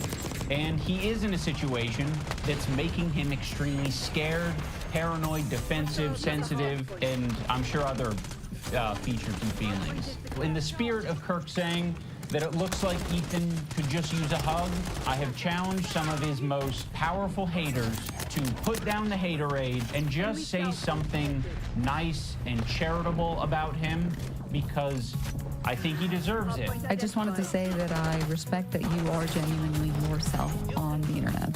I think a lot of other people respect you for it as well. I think that's a big reason why people were drawn to your content in the first place. I think that's a lot of the reason why your employees chose to work with you over anyone else. Ethan, I think it's respectable that you even began this journey to leave behind the anti-SJW crowd. I'm the sweetest piece, but I'm saying if there's always going to be somebody that dislikes you, who gives a fuck about making everybody like you? Be who you are. Be who you are. And the people that are cool are going to like you, and the people that aren't going to like you, and that's fine. At least you know that you are yourself, and you're not lying for anybody else. Do be slaying, though. Do be slaying. Gotta be slaying, though. That was a good video. That was well put together. It went by faster than like an hour long. It didn't feel like an hour. It felt way shorter than that. Except it felt way longer when we were watching it on Ethan's show. Oh my god. Hardpoint is secure. Hardpoint located. Hostiles have the hardpoint. Hostile scout pulse in your AO. Hardpoint is active. Hostiles have captured the hardpoint.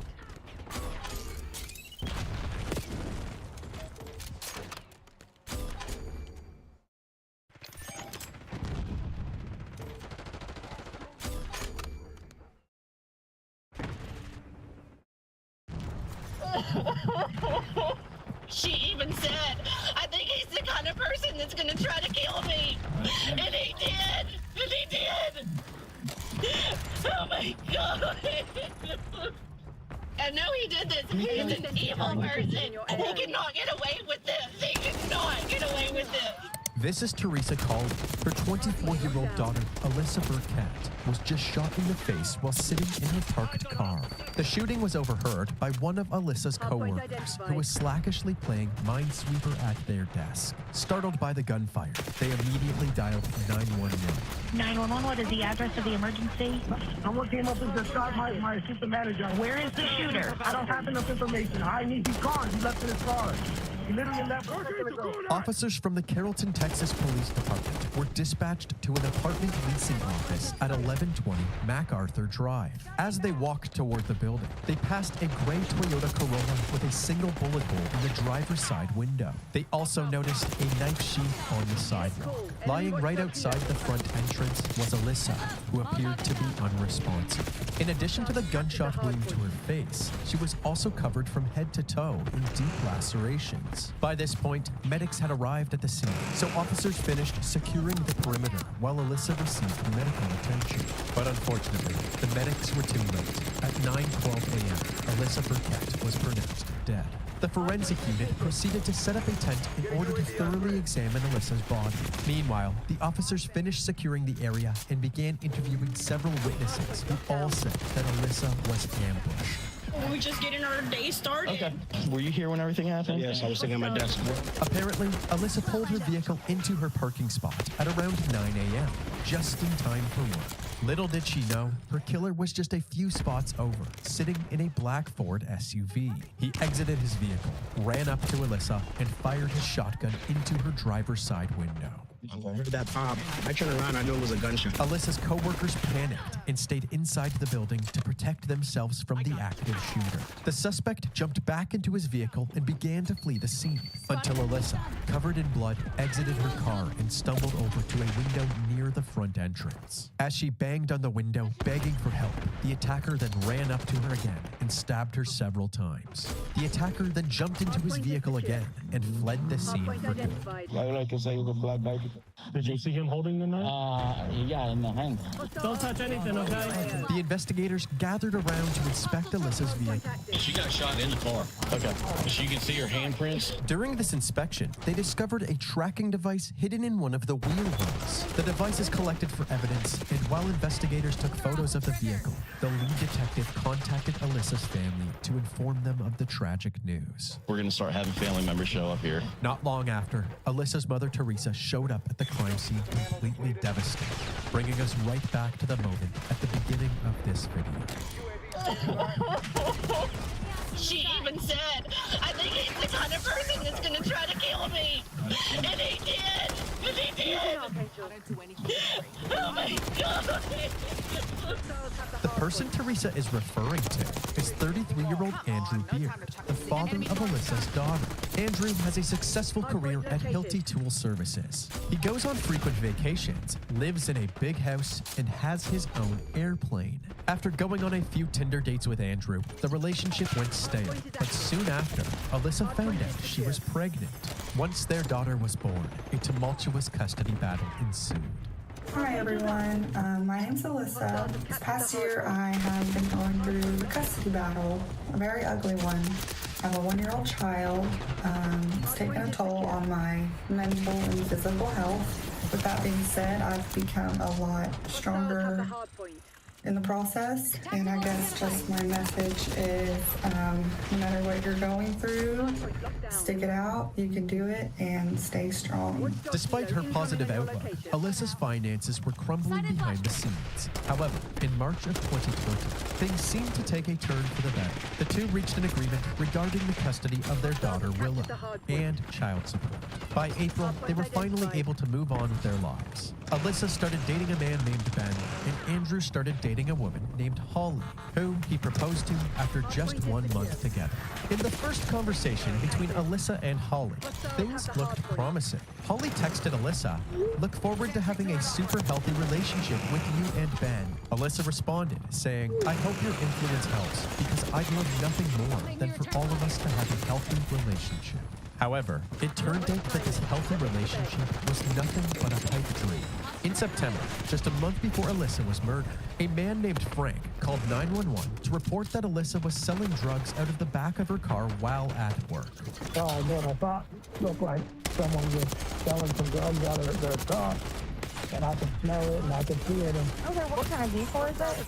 it's a little Toyota Corolla. I have a license plate if that helps. Okay, sir. What was your last name?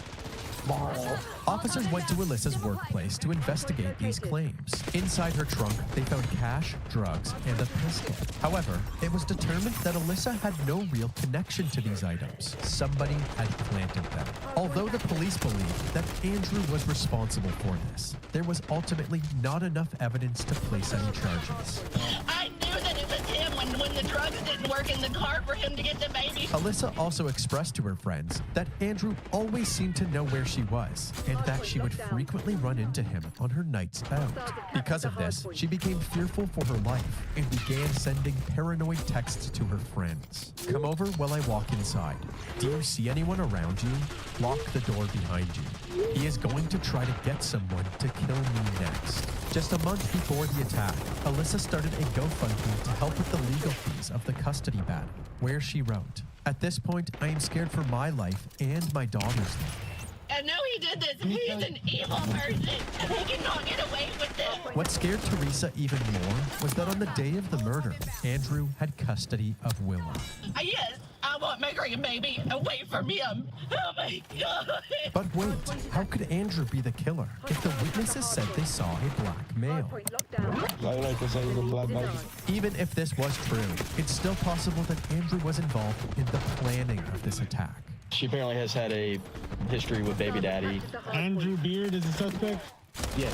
The police sent units to Andrew's home and put out a bolo for his white F-150, as well as the killer's black Ford SUV. Within hours, Andrew's truck was spotted, and he was pulled over for a traffic violation. After following an order to exit his vehicle, he was immediately handcuffed. My part was to just find him. That's all they asked me to do. Sitting in the passenger seat was Andrew's new fiancée, Holly Elkins. She was removed from the vehicle and handcuffed as well. But Holly wasn't the only passenger. Willow was also in the truck, safe and sound. The daughter's in a car seat in the back seat. They've been pretty cooperative. There wasn't enough evidence linking Andrew to Alyssa's death, so he and Holly were free to go. Due to the custody agreement, they were allowed to take Willow with them. But instead of going home, they were taken to a nearby Airbnb to stay at for the time being. Andrew's F-150 was seized, and a search warrant for the couple's home was executed later that night. Carrollton Police Department search warrant. If you're in there, come out your hand up. During the search, police found an envelope covered in writing with details of Alyssa's workplace and a description of her vehicle. They also found the name Frank Morrow, the person who called 911 to report Alyssa for dealing drugs. Police also discovered a charger and batteries for the tracking device that was found on Alyssa's vehicle. So we found this GPS tracker box. Back at the station, Andrew's truck was being searched as well. They found a backpack in the back seat, and inside the bag there was a pair of men's hiking boots that were soaked in bleach and had been cut into pieces, as well as 2 bottles of dark brown makeup. Detectives now believed that Andrew used this makeup to disguise himself during the attack. Investigators also discovered that Andrew had recently bought a black Ford Expedition just days before Alyssa's murder. They were able to locate it on a random suburban street less than a mile away from his house. Using the SUV's GPS location data, they determined that he abandoned it there at about 9:30 a.m., a half hour after Alyssa's attack. They believed that this person, caught on a nearby home security camera, was Andrew running through the neighborhood after abandoning the vehicle. While searching the vehicle, investigators found multiple blood stains that were confirmed through DNA testing to be from Alyssa. They also found Andrew's beard. Fake facial hair you might see someone wear on Halloween. With the discovery of all of this evidence, Andrew was contacted and told that he would be arrested if he didn't turn himself in. The next day, he came down to the station to do just that. Andrew Beard. Andrew was booked into the Dallas County Jail, and his bail amount made it unlikely that he would get out anytime soon. Beard's bond is set at $1 million. He is currently in the Dallas County Jail charged with murder, and police say it's very clear this killing was not random, it was planned, and it was personal. A few days later, his fiancée Holly volunteered to speak with the police. She vouched for her husband-to-be and claimed that the idea of him doing something like this was complete nonsense. I can't believe that my fiancé would do something like that to a woman or to anybody, but a woman. So I just told all my friends and family that I'm engaged to the most wonderful man on the planet. Yeah. And now people want me to believe that he's not that. And there are so many emotional roadblocks for you to try to believe that. I get that. I'm telling you, there's a side of him that you do not know. The detective spent over an hour trying to convince Holly that Andrew was a killer, hoping they would come out of the interview with a key witness to testify against him in court. But Holly refuted any suggestion that Andrew was responsible, claiming that he was actually home with her at the time of the murder. There are a few hours that you know he was not in that house. You cannot tell me that I feel that way, sir. I can tell you that because I know that for a fact that he was out of the house, Holly. I don't know that for a fact. That's what my problem is. Okay. I am a total stage 5 clinger girlfriend. I'm always up his ass. I find it hard to believe. I want to help. I really do. But I don't have any answers. I'm trying to help and no one's helping me. I just feel bad to not help something that I think is very sad that happened. I've literally cried myself to nauseam every single night over this. Holly was adamant that Andrew had nothing to do with Alyssa's death, but the detectives weren't buying it. They suspected that Holly was covering up for Andrew. Holly realized this and told them that she would get a lawyer if she had to. I don't want or need a lawyer because I don't have anything to hide. Yeah. Well, I feel like the dumbest, most manipulated woman on the entire planet, if this is true. Yes.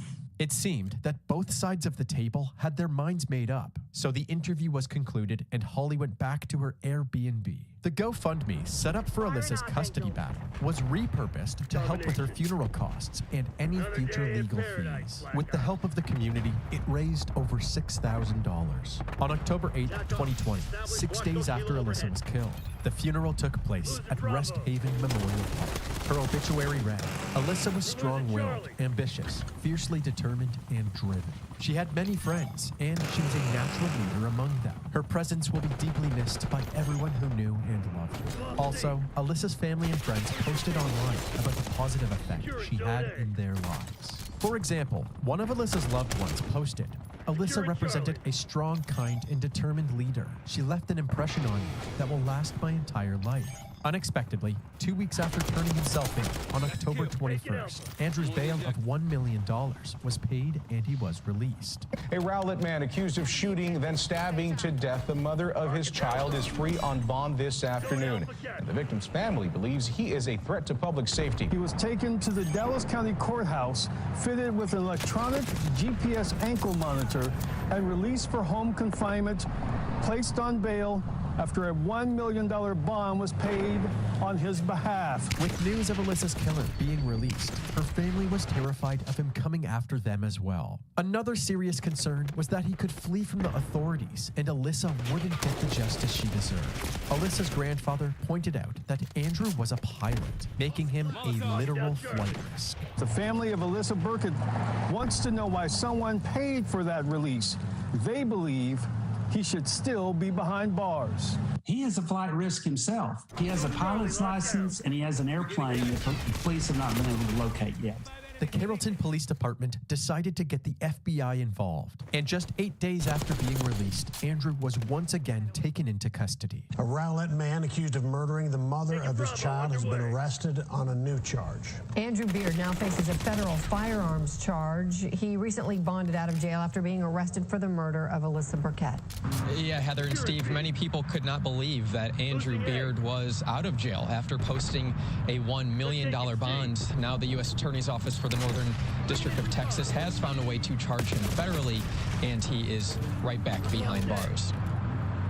Now, Beard is back in jail on a federal charge of possessing an unlicensed firearms silencer. It turns out that during the search of his home, an unregistered silencer was found, which warranted an arrest under federal law. They did see that it was a homemade silencer. It did not have any serial numbers or manufacturing markings. The ATF says it has no records of Beard legally owning a silencer and that the silencer has no manufacturer markings or a serial number. Andrew's charges were eventually changed to stalking using a dangerous weapon, resulting in death, and discharging a firearm during a crime of violence. He sat behind bars for the next year and a half. During this time, Teresa was given full custody of Willow. They consistently visited Alyssa's grave and held a memorial event in her honor. What is that? Balloon. As for Holly, she left Texas and went back to her home state of Michigan, cutting off all communication with Andrew. She got a new condo, a new fancy car, and a new boyfriend. Then, on July 15th, 2022, Andrew suddenly requested to speak with the prosecutors. He wanted to make a plea deal. They were able to quickly come to an agreement. As part of this plea deal, he sat down with the detectives and shared his side of the story. He claimed that Holly was the mastermind behind everything. She desperately wanted the perfect family with Andrew and Willow and would stop at nothing to make this dream come true. He started by citing an incident that happened 2 months before Alyssa's death. On August 6th, 2020, Holly called 911 saying that she had been assaulted by Alyssa's mother, Teresa. 2 officers were sent to Holly's house to investigate these claims.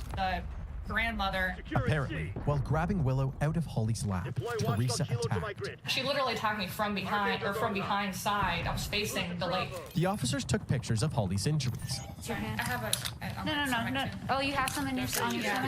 And it was immediately obvious that the red marks on her chest and stomach were not inflicted by another person. Holly's plan failed miserably, so she decided to step it up a notch. She came up with another plan to frame Alyssa for drug trafficking. If you were to ask me whose idea was what, drugs and the planning of drugs was Elkin's. But as we already know, this plan failed as well. At this point, Holly's patience was wearing thin, so she told Andrew that it was time to get serious. It was made very clear to me that your previous methods aren't working. This is what you're going to do now in order to prove that you're basically worthy. Holly became increasingly manipulative towards Andrew, constantly calling his masculinity into question by texting him things like, "I don't want anyone who is a to some lowlife or a pushover. I want a man who protects his woman and child before anyone and doesn't give two fucks otherwise." Like, I was emotionally drained, and at that point I just basically said, okay, I became submissive to whatever she wanted me to do. That's the task I did. Holly also told Andrew that they needed to get rid of Alyssa once and for all. You're going to dress up as a different person. Essentially, you're going to wear this dark makeup. That was her plan. That was how it's going to be done. It does look planned out because it was. The process was planned out. A week and a half before the murder, she went on vacation to Mexico, but continued to pressure Andrew while she was away. She texted him, "I'm not coming home to bullshit. I hope you handle it." Andrew responded, saying, "That's my goal." Then Holly said, "Well, it will be a whole different conversation if I feel like you are a ride or die. If not, then IDK." By the time Andrew carried out the murder, Holly was back from her vacation and stayed home with Willow while the attack occurred. The detectives asked Andrew why he went back to finish the job after Alyssa got out of her vehicle to seek help. He said he believed the gunshot wound was fatal and that he wanted to put her out of her misery. But according to the forensic pathologist, Alyssa was stabbed a total of 44 times. To the detectives, this seemed a bit overkill for a so-called mercy kill. They found it extremely unlikely that Andrew was a mere victim of Holly's manipulation and believed that Andrew was downplaying his own desires to kill Alyssa. Following this interview, Andrew was sent back to the detention center to await his sentencing hearing. In a press release announcing Andrew's plea deal, the U.S. Attorney, Chad Meacham, released a statement saying, "This was a brutal, bloody crime. Miss Burkett's daughter is now suffering twin tragedies. Her mother is deceased, and her father is a confessed killer. We pray for strength for this child and for the rest of her family in the days, weeks, and years to come." For the next 10 months, the detectives focused on building their case against Holly. Then, in May of 2023, Andrew's sentencing took place. He received 43 years in federal prison. 2 months later, in July, Holly was returning to the U.S. after another vacation, this time in the Dominican Republic. As she exited the plane at the Miami airport, she was arrested. Fiance of a Rowlett man is now charged with helping to carry out the murder of his ex-girlfriend. Federal prosecutors arrested Holly Ann Elkins in Miami. Now, you might remember this story. Andrew Beard pleaded guilty to shooting and stabbing 24-year-old Alyssa Burkett in 2020 as she arrived to work at a Carrollton apartment complex. They share a child. He's currently serving a 43-year sentence. This new indictment alleges Elkins helped plot the killing by stalking Burkett and brandishing a firearm. Holly's arrest came as a shock to Alyssa's family, who up until this point had put all of the blame on Andrew. It's bittersweet. It brings up all the hurt of the loss. But we're glad that she's being held accountable for it. It's a challenge, and this arrest it came as a surprise. But the more details I find out about it, the more I realize that she's played a really big part in this. And she's gone 2.5 years without any accountability. So I'm glad that she is being held accountable at this point. She was charged with conspiracy to stalk, stalking using a dangerous weapon resulting in death, and brandishing a firearm in relation to a crime of violence. Her trial began on April 10th, 2024, and in their opening statement, the prosecution said, Andrew Beard is a monster, but he was Holly Elkins' monster.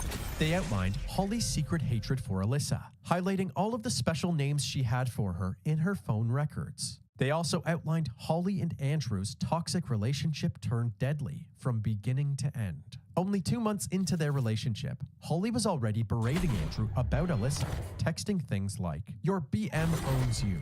You continue to put BM first. You choose to be, IDK, for lack of a better term, submissive to her. I don't have want or need any bullshit from anyone." Around this time, she was also doing a ton of research into many different tracking devices. As you already know, Holly proceeded to harass Alyssa for the next several months, leading up to her death. But the prosecution highlighted even more incidents that were discovered during the investigation into Holly. For example, Holly once placed a call to 911 under the fake name Amber, falsely claiming that Alyssa's car was driving erratically on the interstate. She also paid a private investigator to dig up dirt on Alyssa. This private investigator testified at the trial, saying that they found nothing incriminating. Once the timeline reached September, the jury began to see a murder plan unfolding. On September 13th, 2020, Holly and Andrew purchased the black Ford SUV. The next day, on September 14th, 2020, Holly purchased the dark brown makeup from a drugstore.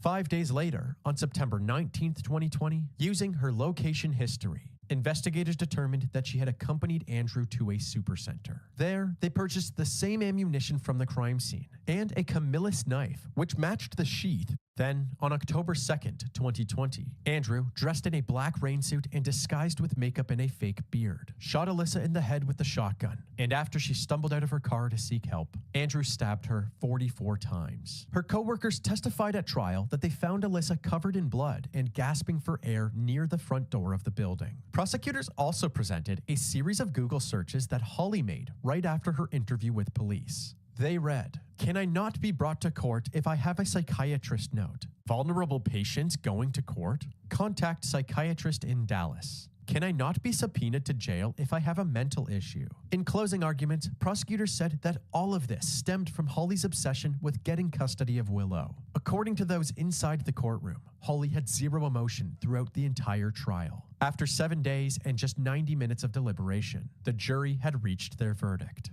Holly Elkins was found guilty on all counts. Family and friends rejoiced outside of the courtroom, thankful that justice was finally being served. I don't know. I'm overwhelmed with emotions right now, really. Yeah, it's got to be a big mix. But happy, overwhelming emotions, because finally, this has been a long time coming. What would Alyssa think about this?